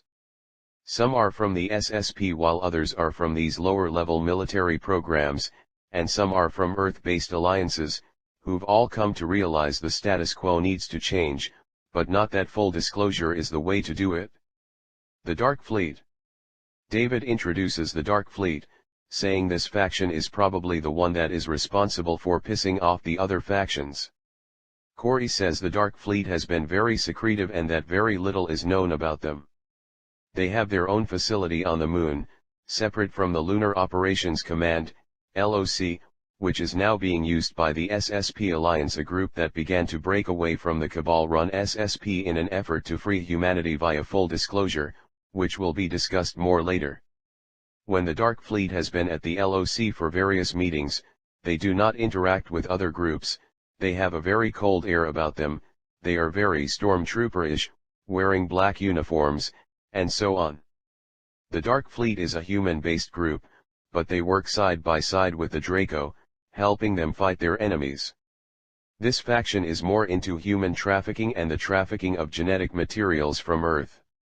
David mentions how the Guardians of the Galaxy film has a lot of soft disclosure in it, showing people from Earth being pulled into a space program, just like what happened in the Brain Drain. Special Access Programs, Umbrella Faction. David introduces the Special Access Programs Umbrella Faction. Corey says these programs fall under military intelligence, breaking down quite a bit from there. David says that when you combine all these factions together, they have over 100 colonies just within our solar system alone. Corey says that some of these colonies are producing goods from raw materials that have been mined in the solar system, which are then taken to manufacturing sites where all different types of technologies are being produced. In all of these cases, the personnel that operate the facilities actually live there on site. The bulk of this industrial initiative, in the programs at large, are centered on Mars. David mentions that Corey has said that some of these other industrial sites are located on moons in the solar system as well. Corey confirms that is the case, but that he can't divulge more due to operational security because some of these facilities were taken over by the SSP Alliance. David continues, saying that in the 1980s the Reagan administration had the Strategic Defense Initiative, SDI, or the Star Wars program and nuclear arms race, which created a huge amount of debt that secretly funded the Solar Warden faction. Corey says that they built a defense grid around the Earth, weapons platforms and space stations they service on a regular basis. That's where a lot of the money went. Corey's personal experience in Solar Warden. David says the next part of our story is that Corey gets pulled into the program in 1987, after he was groomed for the position as a child. Corey doesn't discuss his experiences much here, but in the following Cosmic Disclosure episode, he covers his involvement with the MyLab program as a young man. Related Cosmic Disclosure Episode 11, Potential of Human Consciousness, Summary and Analysis. Corey Good and David Wilcock. Corey says that the ships weren't as glamorous as what one would see on shows like Star Trek. The ships were designed by people who used to build submarines, and had knee-knocking bulkhead doorways, wherein, in order to cross the threshold, one needed to lift their leg over a sealed doorway, that was high enough to bang against your knee, hence the term knee knockers. He said the ships were compact, like an recreational vehicle or caravan, but it was roomy. The engine room was the largest room in the ship, with a 30-foot tall ceiling. They had cargo areas that were also large, but these were not entered into frequently. The whole ship was modular, in that the cargo areas could be compressed down or expanded for various functions. There were also food printers that could replicate food with a limited menu, but they didn't taste right, and sometimes would cause disturbed digestion for days after eating, until one got used to it. David mentions that he wants to talk about the weird stuff, saying that after Corey was recruited into the program, in 1987, he did his 20-year tour of duty, and then was brought back in time to the day that he left. This was done through time travel technology. Corey explains that at the end of a tour of duty, an asset is debriefed, recounting the experience, and age regressed or biologically turned back to the time before you left. During this process, scars, tattoos or any other markings are wiped clean due to the temporal regression methods used. The technology for this was a kind of paneling they placed around the body, while in a heavily sedated state to keep the body completely still throughout the process. David says that this is called the 20 and Back program. Corey says that he was almost 17 when he was recruited. He signed all these papers saying he agreed to the program, that he would do his 20-year tour, be brought back to the time that he left, be given a posh job, his college education would be paid for, and so on. Similar to other above-board recruitment offers for enlisted people. David asks what really happens, in contrast to what they promised. Corey says that when people get back, they whip their memories, called blank slating, age regress them, and deposit them back in their lives as if nothing ever happened. No posh job, no paid for college education. Instead of receiving the promised benefit, they wipe your memories so that you remember none of your agreements, or that you even were involved in the program at all. Corey adds that in the beginning, screened memories were implanted using chemicals, but eventually they switched to some energetic process that wiped memory of the program more efficiently. They had a problem with 3% to 5% of the people in the intuitive empathy program who were able to break the mind wiping, and recall their memories as time went on. Corey is an intuitive empathy, which is someone who has innate skill with receiving information intuitively, what could also be called a clairvoyant. These skills were enhanced by several sophisticated techniques in the program, including virtual reality simulations. The mind wiping would work for a few days or weeks with intuitive empaths, but then the memories would come back. The reason Corey provides for this is because the physical brain stores memories, like a hard drive, but the energetic body stores in a sort of virtual cloud database. The intuitive empaths had a better connection to this energetic body that would re-download the memories into their brain, just like restoring a hard drive from a backup.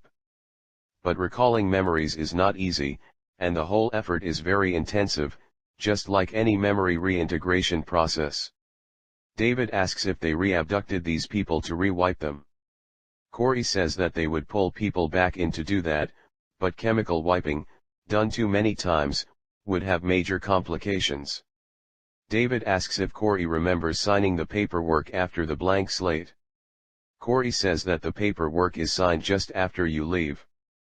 After being blank-slated, you essentially remember nothing about the paperwork, and they also use screened or fake memories, filling in any gaps left by the wiping process.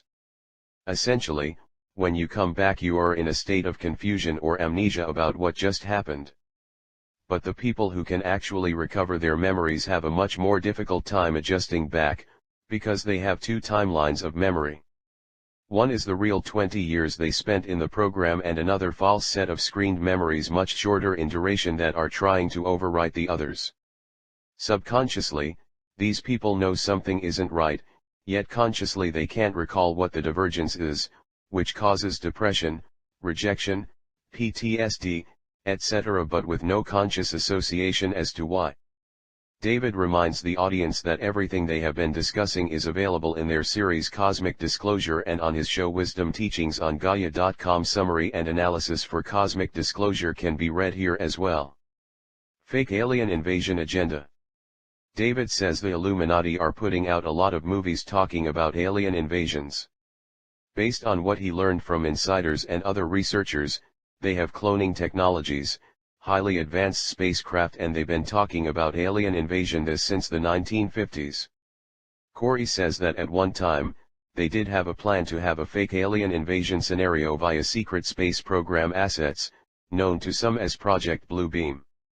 David emphasizes the point, saying the cabal was going to use the assets to sell us a fake alien invasion, and in the process, huge collateral damage would take place, helping them realize their depopulation agenda. Corey adds that he was told by his SSP Alliance contacts that they can't enter the Earth's atmosphere without clearance or they will be considered a non-terrestrial threat, a term that is used heavily in the programs. David mentions how the cabal wants to reduce population, just like it says on the Georgia GUID Estons, that they are announcing their NWO, and this fake alien invasion was part of it. Corey says according to the NWO timeline, the planet should have already been under their total control, but it hasn't worked out the way they wanted. Crowd gives applause. The first sphere enters the solar system, the Seeker. David mentions that trouble for them started when a giant sphere showed up in the solar system in the 1980s. This was the first sphere ever seen, called the Seeker. It came in and orbited Pluto, Neptune, and Uranus. All the Bush people at the time were watching it. The insider Pete Peterson said he actually saw images of the sphere, which was about the size of Neptune, and portals could be seen opening on it, to let ships out, with apertures 800 miles in diameter. He said that it looked like a soccer ball on the surface, and that it had strange technology all over it. David says he talked to 3 other insiders who knew about this sphere. They tried to hail the sphere, but it wouldn't respond. When they finally did make contact with it, they said they were peaceful explorers. The SSP craft told the sphere to GTFO, or to leave immediately, which it then did. Corey says he heard about the sphere, but he didn't hear the details about the 800-mile wide apertures. David says the ICC is building highly advanced technology on Mars and that they are actively trading with over 900 ET groups. They build it there, in part, to hide it from people on Earth, to maintain the oil dependency illusion. So the SSP thinks they are really ahead of the game, but then this gigantic sphere shows up, the Seeker. And then the sphere just left, and for many years there was no other sightings of them, until the late 1990s. More spheres entered during the 1990s. David says a major influx of gigantic spheres showed up in the solar system. David shows some SOHO images of large objects called sun cruisers and other phenomenon. Sun cruiser on left-hand size of SOHO disk. From the website mentioned by David, www.cyberspaceorbit.com. A close-up of the Sun cruiser from enterprisemission.com. David proceeds to show numerous examples from 1999 through 2005 of these spheres, the size of planets in some cases, that have entered the solar system and are visible in SOHO images. David shows an example of a planet-sized object in a SOHO image that was tracked one day, and the next day was gone, meaning that it must not have been a planet. He then goes over where the planets actually were during this event, demonstrating that the only one in view was Mars, to the left of the Sun, with the Sun cruiser to the right. The above image is an example of a Sun cruiser, but not the same image mentioned by David here. David shows footage of actual spheres moving at high rates of speed, impossible for objects that size. The footage was grainy and looked a lot like the above photo in resolution quality. He showed a close-up, convincing examples of objects flying past SOHO.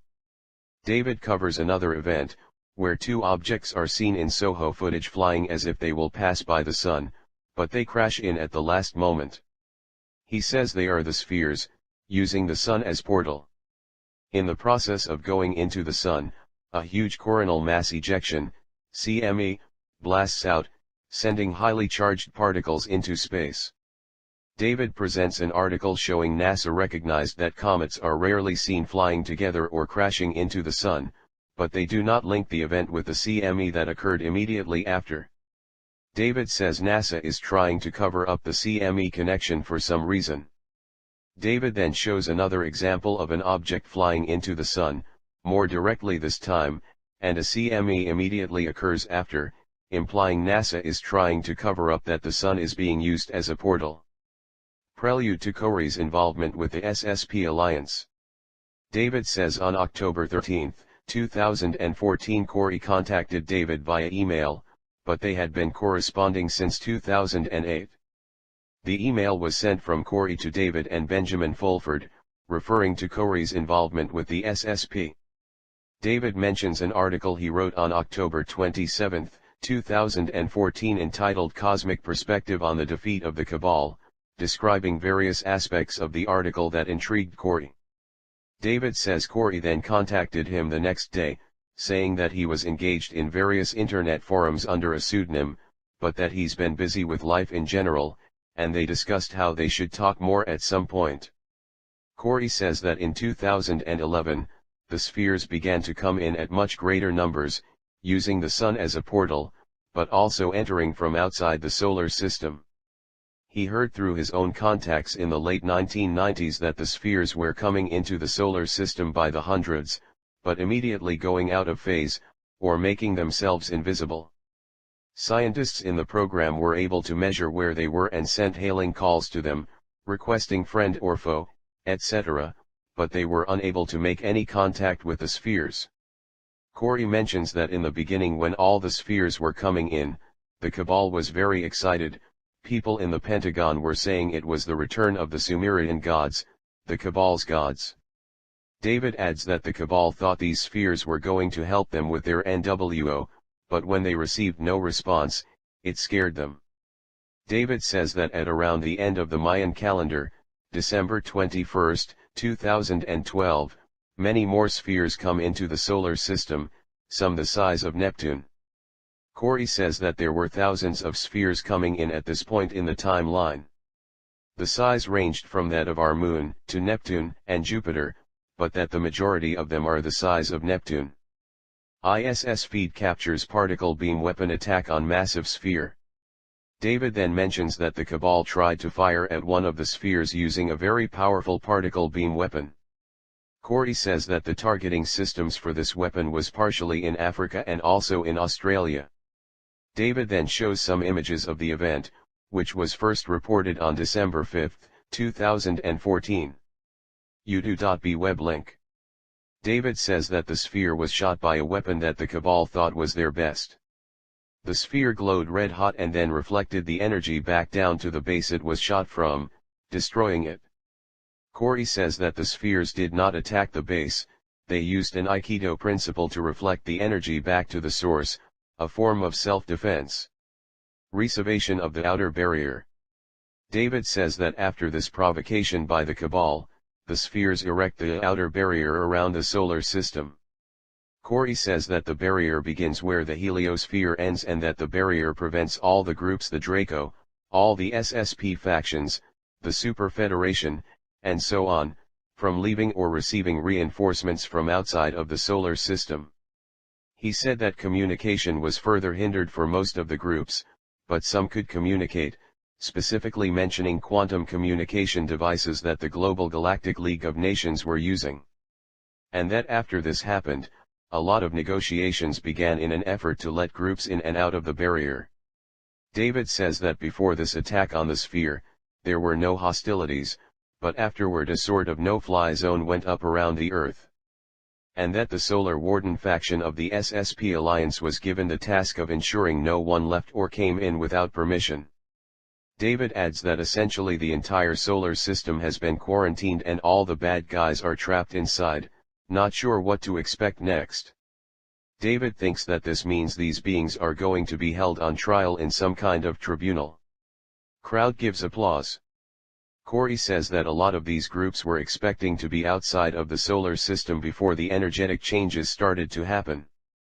David says that the energetic shift is a big subject about the ascension and the evolution of the solar system at large, which he's discussed at length on his show Wisdom Teachings.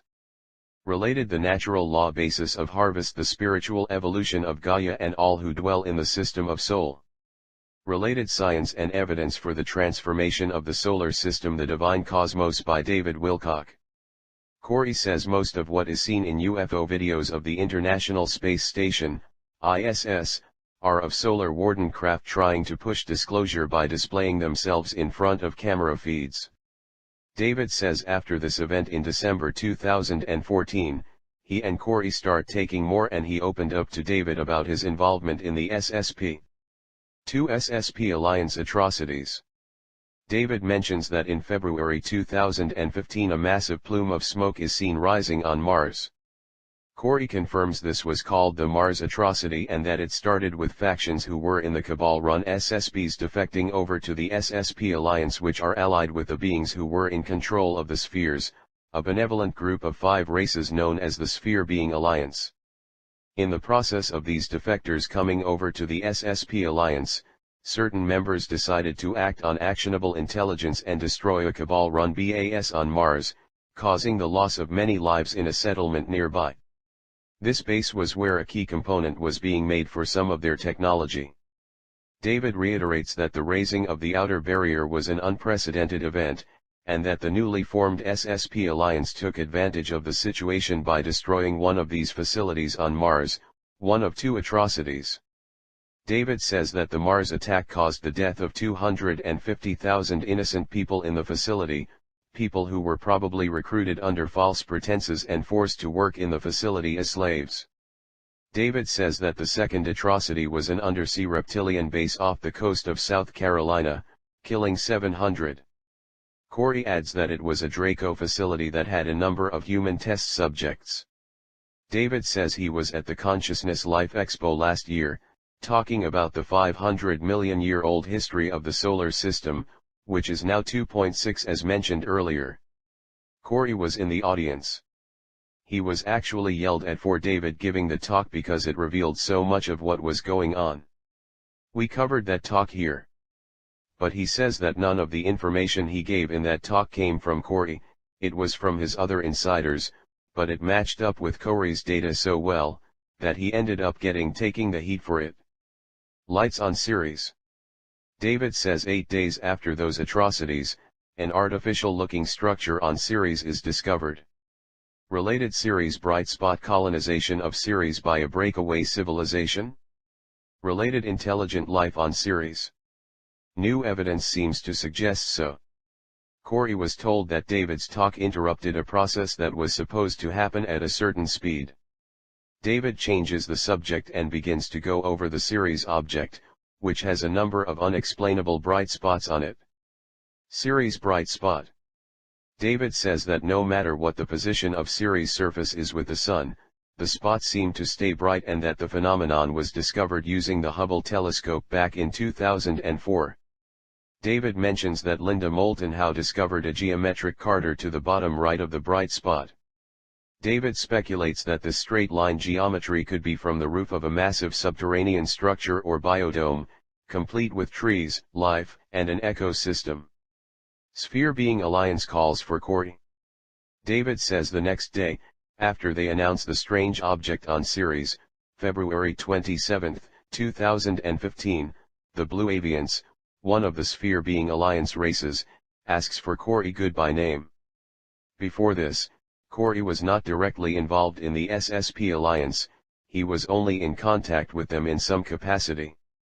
David says that the Blue Avians are bird-like humanoids. Artist rendition of a Blue Avian, assisted by Corey's descriptions. David reiterates that these highly evolved beings, who are in control of these massive spheres, actually asked for Corey by name, but that Corey had said to David in the past that he never wanted to go back up there. At this point, Corey was a whistleblower, discussing his past experience during the 20 and Back program. For us, he is considered an insider because of his experiences, but he was actually an outsider to the SSP Alliance, in the sense that he was not directly involved in any SSP activity after his tour of duty. This would cause friction between Corey and the SSP Alliance Council, who was not happy that the Sphere Beings appointed an outsider as their delegate. For more on this, see the below-linked article. Related Cosmic Disclosure Season 3, Episode 8, Inner Earth, Debriefing with the Alliance, Summary and Analysis. Corey Good and David Wilcock.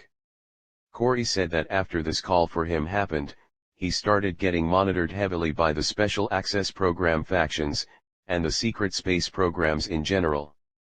He said he was picked up and they had a dossier on him. They were asking him a lot of questions in a not so pleasant way.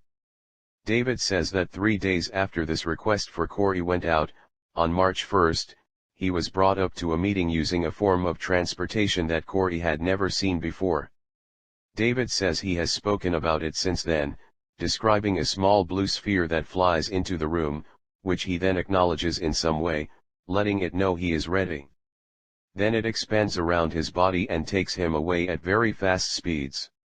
Artist depiction of Corey being transported by a sphere.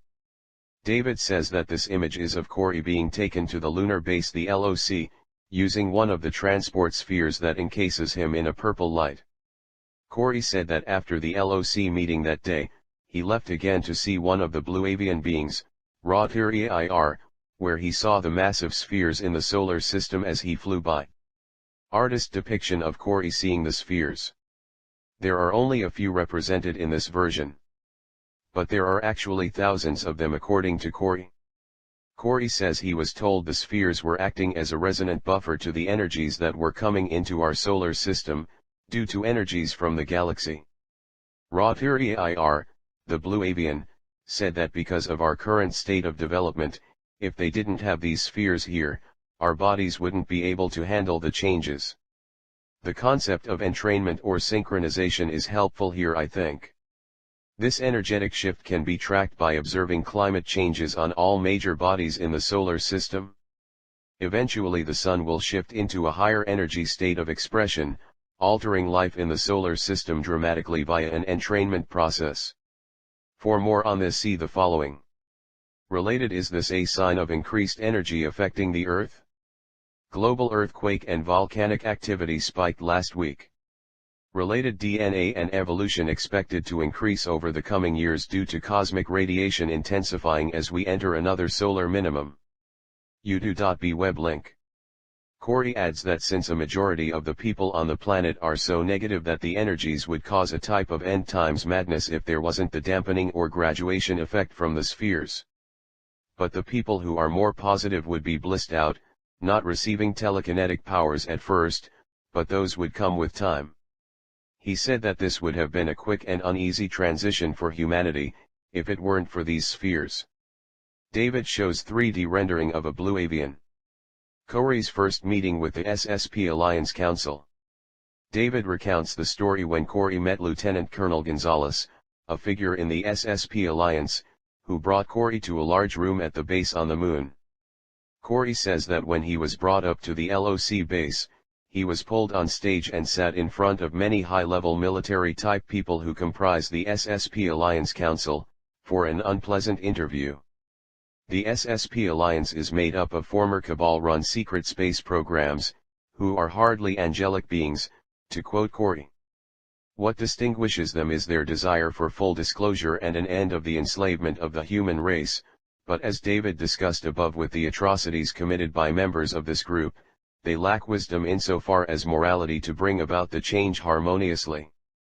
They were not happy that the toughest guys on the block, the sphere beings, wanted an outsider to represent them, as Corey will detail in shortly. David says this is the same alliance that wants to free the people, give humanity all the Star Trek-like technology that they have and do data dumps or full disclosure, in contrast to the partial disclosure effort of the other Earth-based alliances. David reiterates that Corey was brought up to the LOC and dragged in front of the SSP Alliance Council. Corey was being heckled by people in the audience, partially because he had a NASA baseball cap on, suggesting this was not the right audience for that kind of attire. Corey says there were a couple guys up in the front who asked him what he was doing there. He responded saying he didn't know, shoving his hands into his pockets nervously. Someone from the audience shouted out, "Remove that ridiculous cover," referring to his NASA baseball hat. Corey mentions that when he was leaving the house earlier, he just grabbed the first hat he could find, and it just so happened to be a NASA hat. Corey continues his recount of the SSP Alliance Council meeting, saying back on stage, he pulled the hat off, looked at it and realized how preposterous it was to be wearing a NASA cap in the SSP Alliance Council meeting, of all places, then throws it off to the side.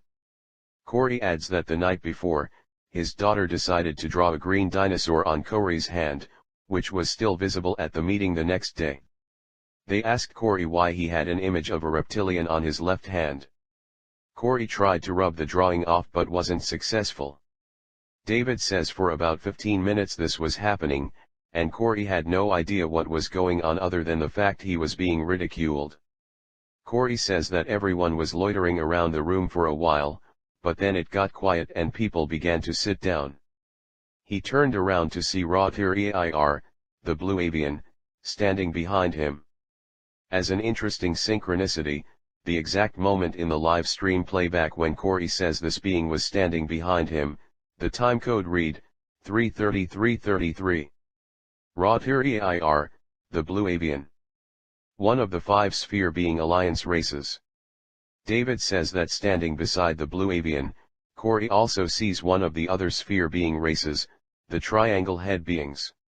Triangle head beings, one of the 5 sphere being alliance races. Corey says that this image is still being worked on, that the chest and rib cage is actually smooth in appearance. David says this entity is called the golden triangle head being. Corey says at this point in the meeting, the triangle head being just stands there with his arms waving around a bit, standing on its toes like tripods. He said that the being was undulating in place as a normal part of its standing posture. David says that the blue avian starts talking to Corey telepathically. Corey says that he beings to interface with the blue avian, Rotir, and then corrects himself, saying that the being is not a he or she. The being begins to interface with Corey, telepathically telling him what to say to the SSP Alliance Council assembled in front of him. The sphere being's message and SSP Alliance agenda. Corey says that a lot of people in the SSP Alliance Council were excited, thinking they were finally going to meet this highly advanced race, with powerful technology that was going to give them a plan to kick butt and realize their goals to free humanity. Instead, Rotir has him repeat a hippie love message about forgiveness that was not computing at all for them. They were making jokes about sticking daisies in machine guns, it was a joke to them. They are military-minded people who think they need to bomb their way out of any situation. This is a good point in the narrative to present the introduction from Corey's website, which summarizes who he is, what the SSP Alliance is, who the sphere beings are and what their message is. Introduction. By Corey Good. With all of the events occurring above and below, there is a lot of information, disinformation, and competing agendas that are all competing for fertile places in our consciousness to plant their seeds. Some people have chosen to focus on the more down-to-earth events and the battles over the financial debt system, Babylonian money magic slave system, financial resets, financial jubilee, and gifted money to the masses in prosperity settlements. There is an element of what we call the alliance that is fighting the current controlling elite, known as the Cabal or Illuminati among other names, down here on Earth at this very moment.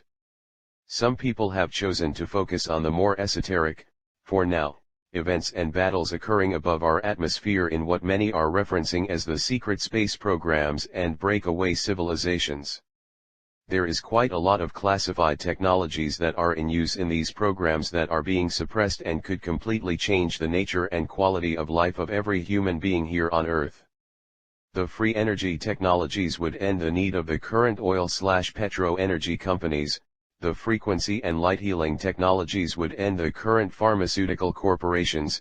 The neurological interface technologies would end the need for large education institutions, and the food replication technologies and environmental purification and restoration technologies would end poverty, starvation, and begin to reverse the damage humanity has done to the Earth virtually overnight. As you can imagine, the real threat to disclosure is not that humanity cannot handle the truth or will be able to reconcile cosmic life with their religious beliefs. The real reason is that these technologies would immediately collapse the world economies and make the Babylonian money magic slave system of no use anymore. It means the loss of control of the 0.01% elite over the masses and a complete paradigm change. In short, it means freedom. Freedom for the first time in humanity's known recorded history. There has been a stealth civil war going on among various SSP groups for a while to achieve this result. Relatively recently, the SSP Alliance was joined by a group of beings that no one had encountered before. They are a 6-9th density group of beings that have been referred to as the Sphere Alliance. These new sphere beings have since not only created an energetic blockade around Earth but have also done so around our entire solar system.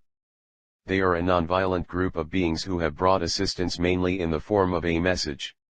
Some people are now choosing to focus on this message that was delivered by the Blue Avians, one of 5 beings, the Orb beings, the Blue Avians, the Golden Triangle-headed beings, and 2 others who have not revealed themselves to us yet. The Orb beings have been visiting many tens of thousands of people in the form of blue/indigo balls of light, while others have been visited by the Blue Avians and given a greeting phrase to know one another by. What is this message? Every day focus on becoming more service to others oriented. Focus on being more loving and focus on raising your vibrational and consciousness level and to learn to forgive yourself and others, thus releasing karma. This will change the vibration of the planet, the shared consciousness of humanity, and change humanity one person at a time, even if that one person is yourself.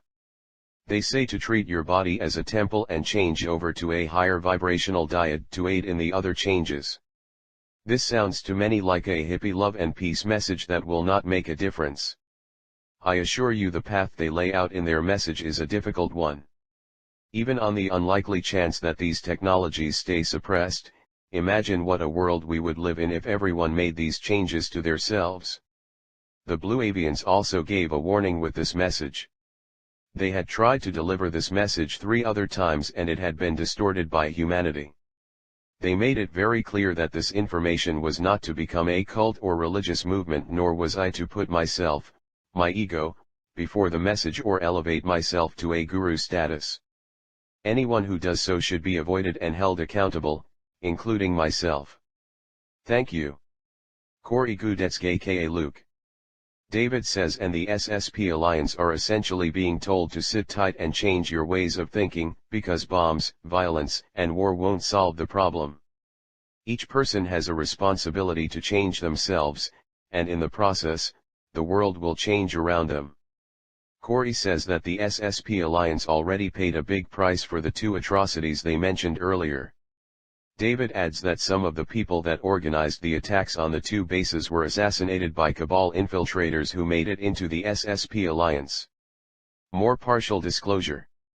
David says 5 days after this meeting took place, on March 6, an announcement that there were oceans on Mars is released from NASA. David adds that on that same day, NASA announces Ceres will be orbited by a satellite to look at the bright spots. He says the talk from scientists was suggestive of soft disclosure and that this is a partial disclosure effort. David further adds that on the same day, they announce that 22 light-years away, there is a exoplanet. David says that on March 13 Vladimir Putin disappeared, becoming a big story in the press.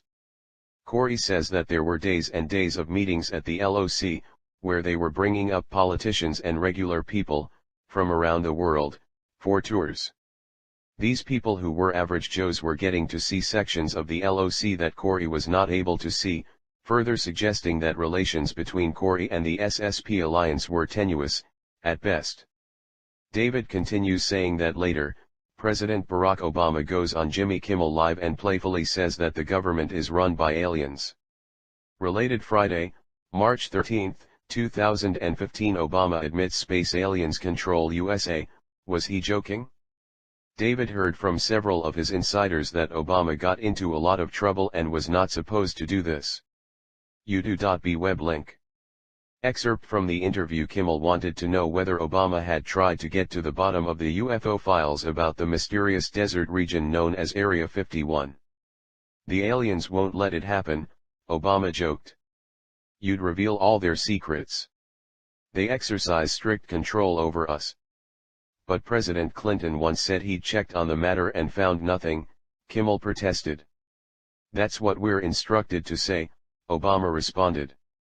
David says the next day after Obama appeared on Jimmy Kimmel Live, Putin reappeared after a 10 absence, saying he was fine. Strange events at Corey's home. David says that after Corey's was brought up for multiple meetings with the SSP Alliance Council, he was harassed on several occasions. Corey says that at the time, the house they were staying it had smart meters, which in and of itself isn't great, but that on 2 occasions, both the meters died, and the city came out to see what happened but couldn't figure it out.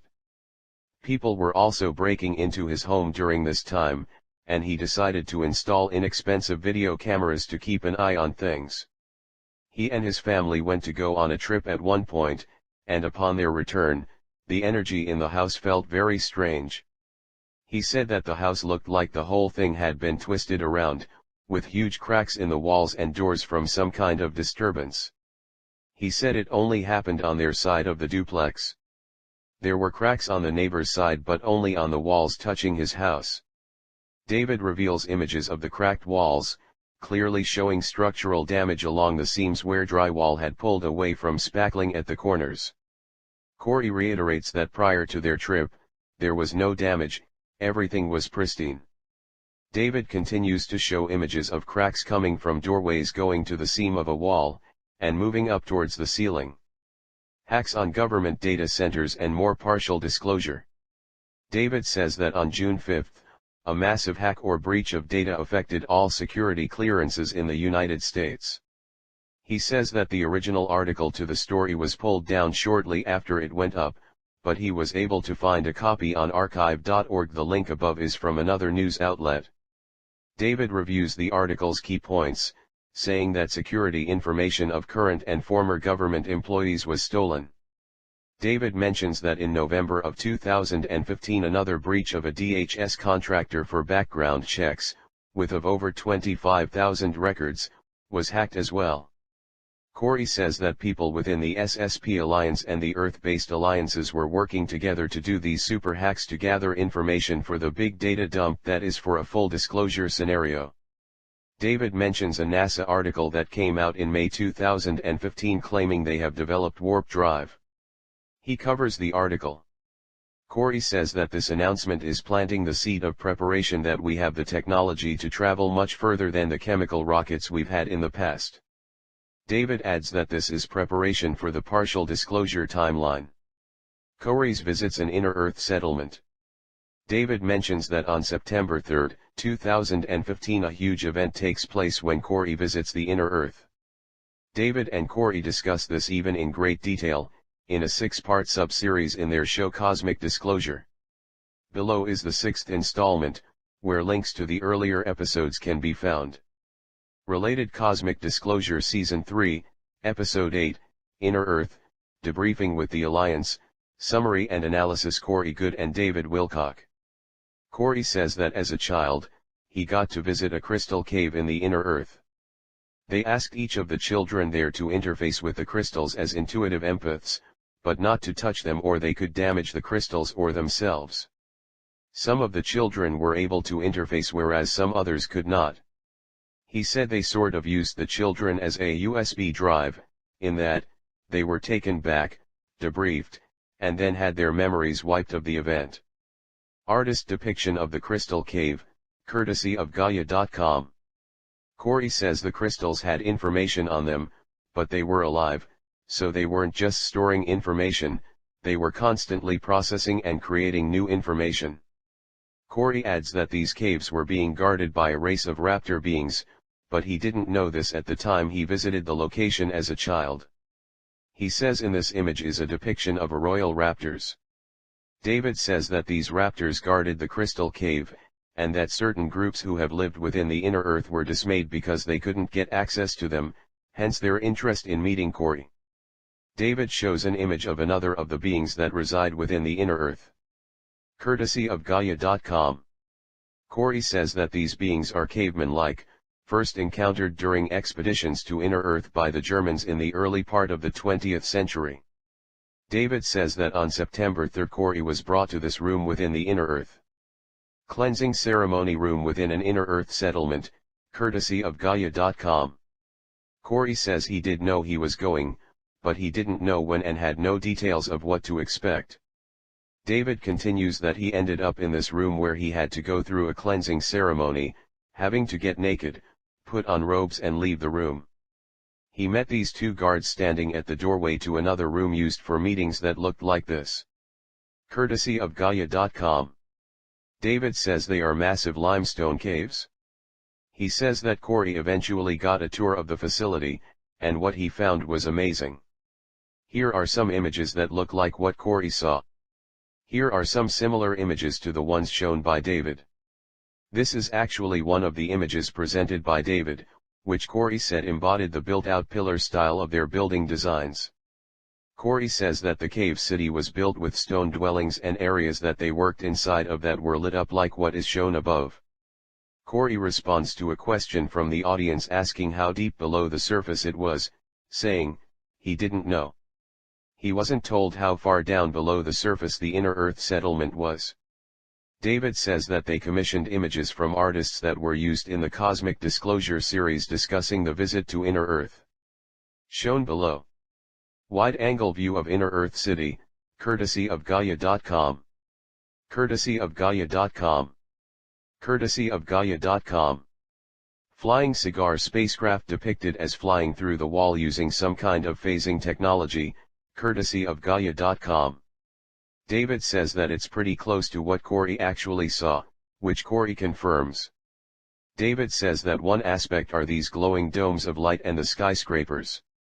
Corey says that the domes were smaller and the skyscrapers were taller than what is depicted in the images. He adds that there were spacecraft flying around the cave, and that some of them were going right through the walls as if there was nothing there.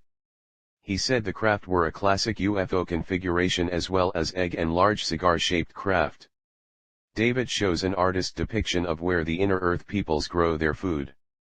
Hydroponic agricultural area, courtesy of Gaia.com. Corey says this was a huge hydroponic growing area. He then describes another area he says was a wildlife preserve. Wildlife preserve or park, courtesy of Gaia.com. Corey adds that the park was completely enclosed in a cavern, but had a simulated atmosphere. And in the center of the cave, was a weathered obelisk, with a ball of plasma hovering over the top that was used as a type of artificial sun. Obelisk with plasma ball above, courtesy of Gaia.com. David says he was blown away by this part of Corey's story, because prior to him hearing of this, he commissioned the cover of his new book, The Ascension Mysteries. The final design had an obelisk in the foreground with a light coming off the top and Saturn faded out in the background. David shows the image of his new book, The Ascension Mysteries. Corey says that what David just claimed sounds so fantastic, most people will probably think they made it all up, but in fact, David had no idea that Corey saw the same style obelisk during his Inner Earth trip. Meeting the Inner Earth Alliance Council. David says to take notice that Saturn is behind his image. He then says that Corey meets some of these Inner Earth Alliance beings, and shows images. The Inner Earth Alliance Council is a group of 7 different Inner Earth societies, some claiming to be 20 million years old, the first evolved human race, whereas others claim to have settled below the surface after more recent ice age cycles. All the groups can be called breakaway civilizations because each is a remnant of a surface society. In most cases, the parent civilization faded away, and the priest class or elites of that culture took refuge underground, hence the term breakaway civilization. The Inner Earth groups are generally xenophobic in nature, believing in racial purity and protecting themselves from the surface population using elaborate disinformation schemes. Some of the older Inner Earth groups claim to have helped restart civilization on the surface after major and minor cataclysms. Allegedly the Sumerian civilization was assisted by them, wherein they falsely appeared as gods to the people there. In more recent times, due to humanity's improved technological sophistication, they appeared to the surface as extraterrestrials or ascended masters. Recently, these groups formed an alliance after many eons of isolation. This was because they are now at risk of attack from the Cabal, and because they are keenly interested in making contact with a race of beings they revere from antiquity, the Guardians. These Guardians are none other than the Sphere Being Alliance, who the SSP terms the Ancient Builder Race. In a recent meeting that took place in January of this year, Corey, SSP Alliance delegates and the Inner Earth Alliance Council met at a SSP Alliance base in the Kuiper Belt. The Inner Earth peoples finally got a chance to see their beloved Guardians, who told them that they have not been good stewards of the planet. Since that meeting, some of the Inner Earth groups have decided to stop their disinformation campaigns with the surface population, whereas other groups decided to bolster them. The priestess Kari, from one of the older Inner Earth groups, who Corey later discusses he had a mind meld with, represents a group that is interested in more honest dealings the surface. What follows are images of these 7 Inner Earth groups. One of the 7 Inner Earth Alliance Council groups, courtesy of Gaia.com. David says they look human, but Corey mentions that their eyes are a little larger, and they were one of 3 groups wearing Saturn pendants. David then shows another group with an hourglass symbol that have a more African look.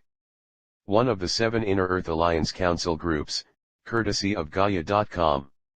David says that their hair is a little lighter in color, which you can see better in this image. Courtesy of Gaia.com. David shows another one of the Saturn groups, with paler skin, and a different style gemstone. One of the other Saturn pendant groups, courtesy of Gaia.com. David mentions that Corey has said the gem used by these 3 different Saturn pendant groups corresponds to a place on Earth where their underground capital cities are located. David introduces the Omega group, and shows an image.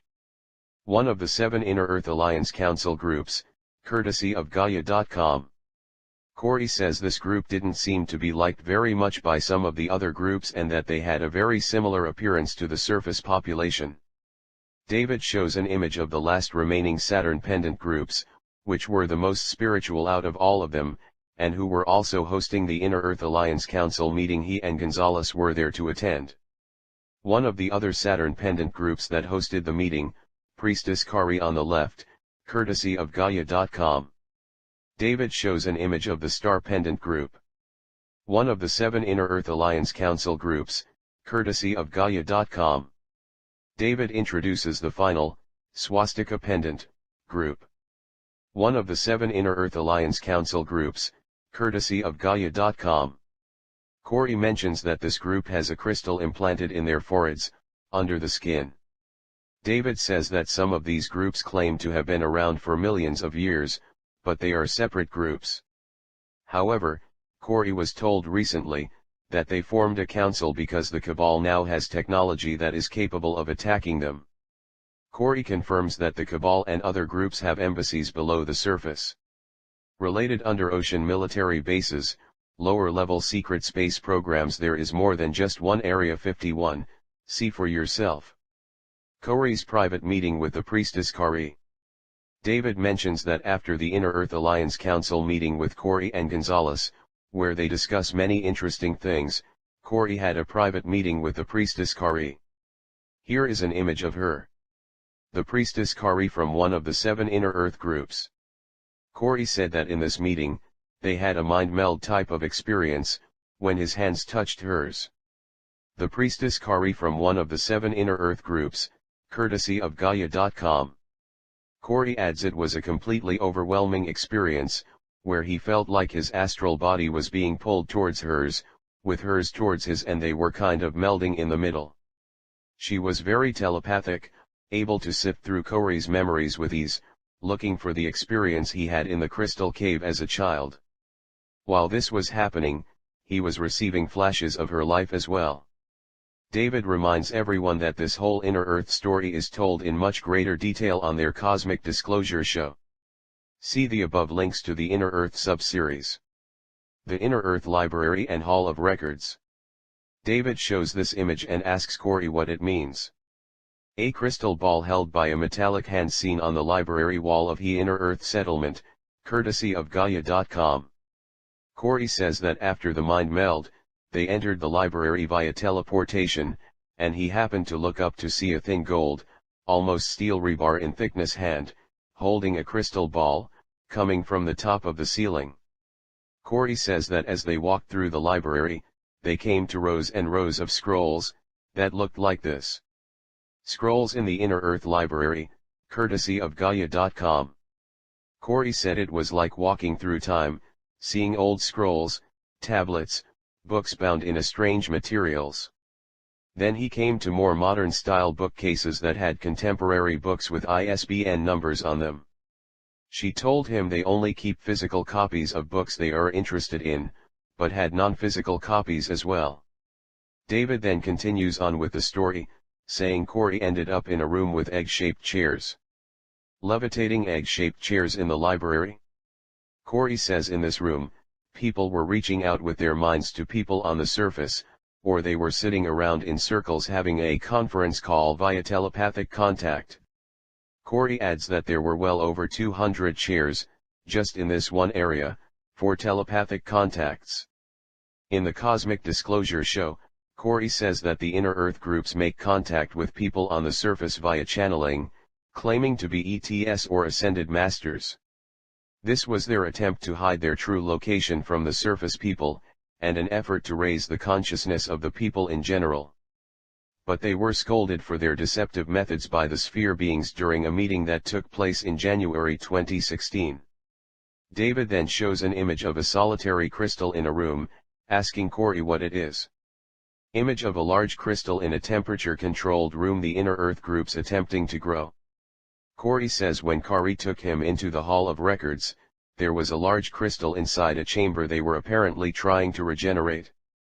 It was then that he realized why it was so important to Kari's group to have access to his memories of the crystal cave, because they were able to use that information to help them in their efforts with this crystal. The Mayan breakaway civilization.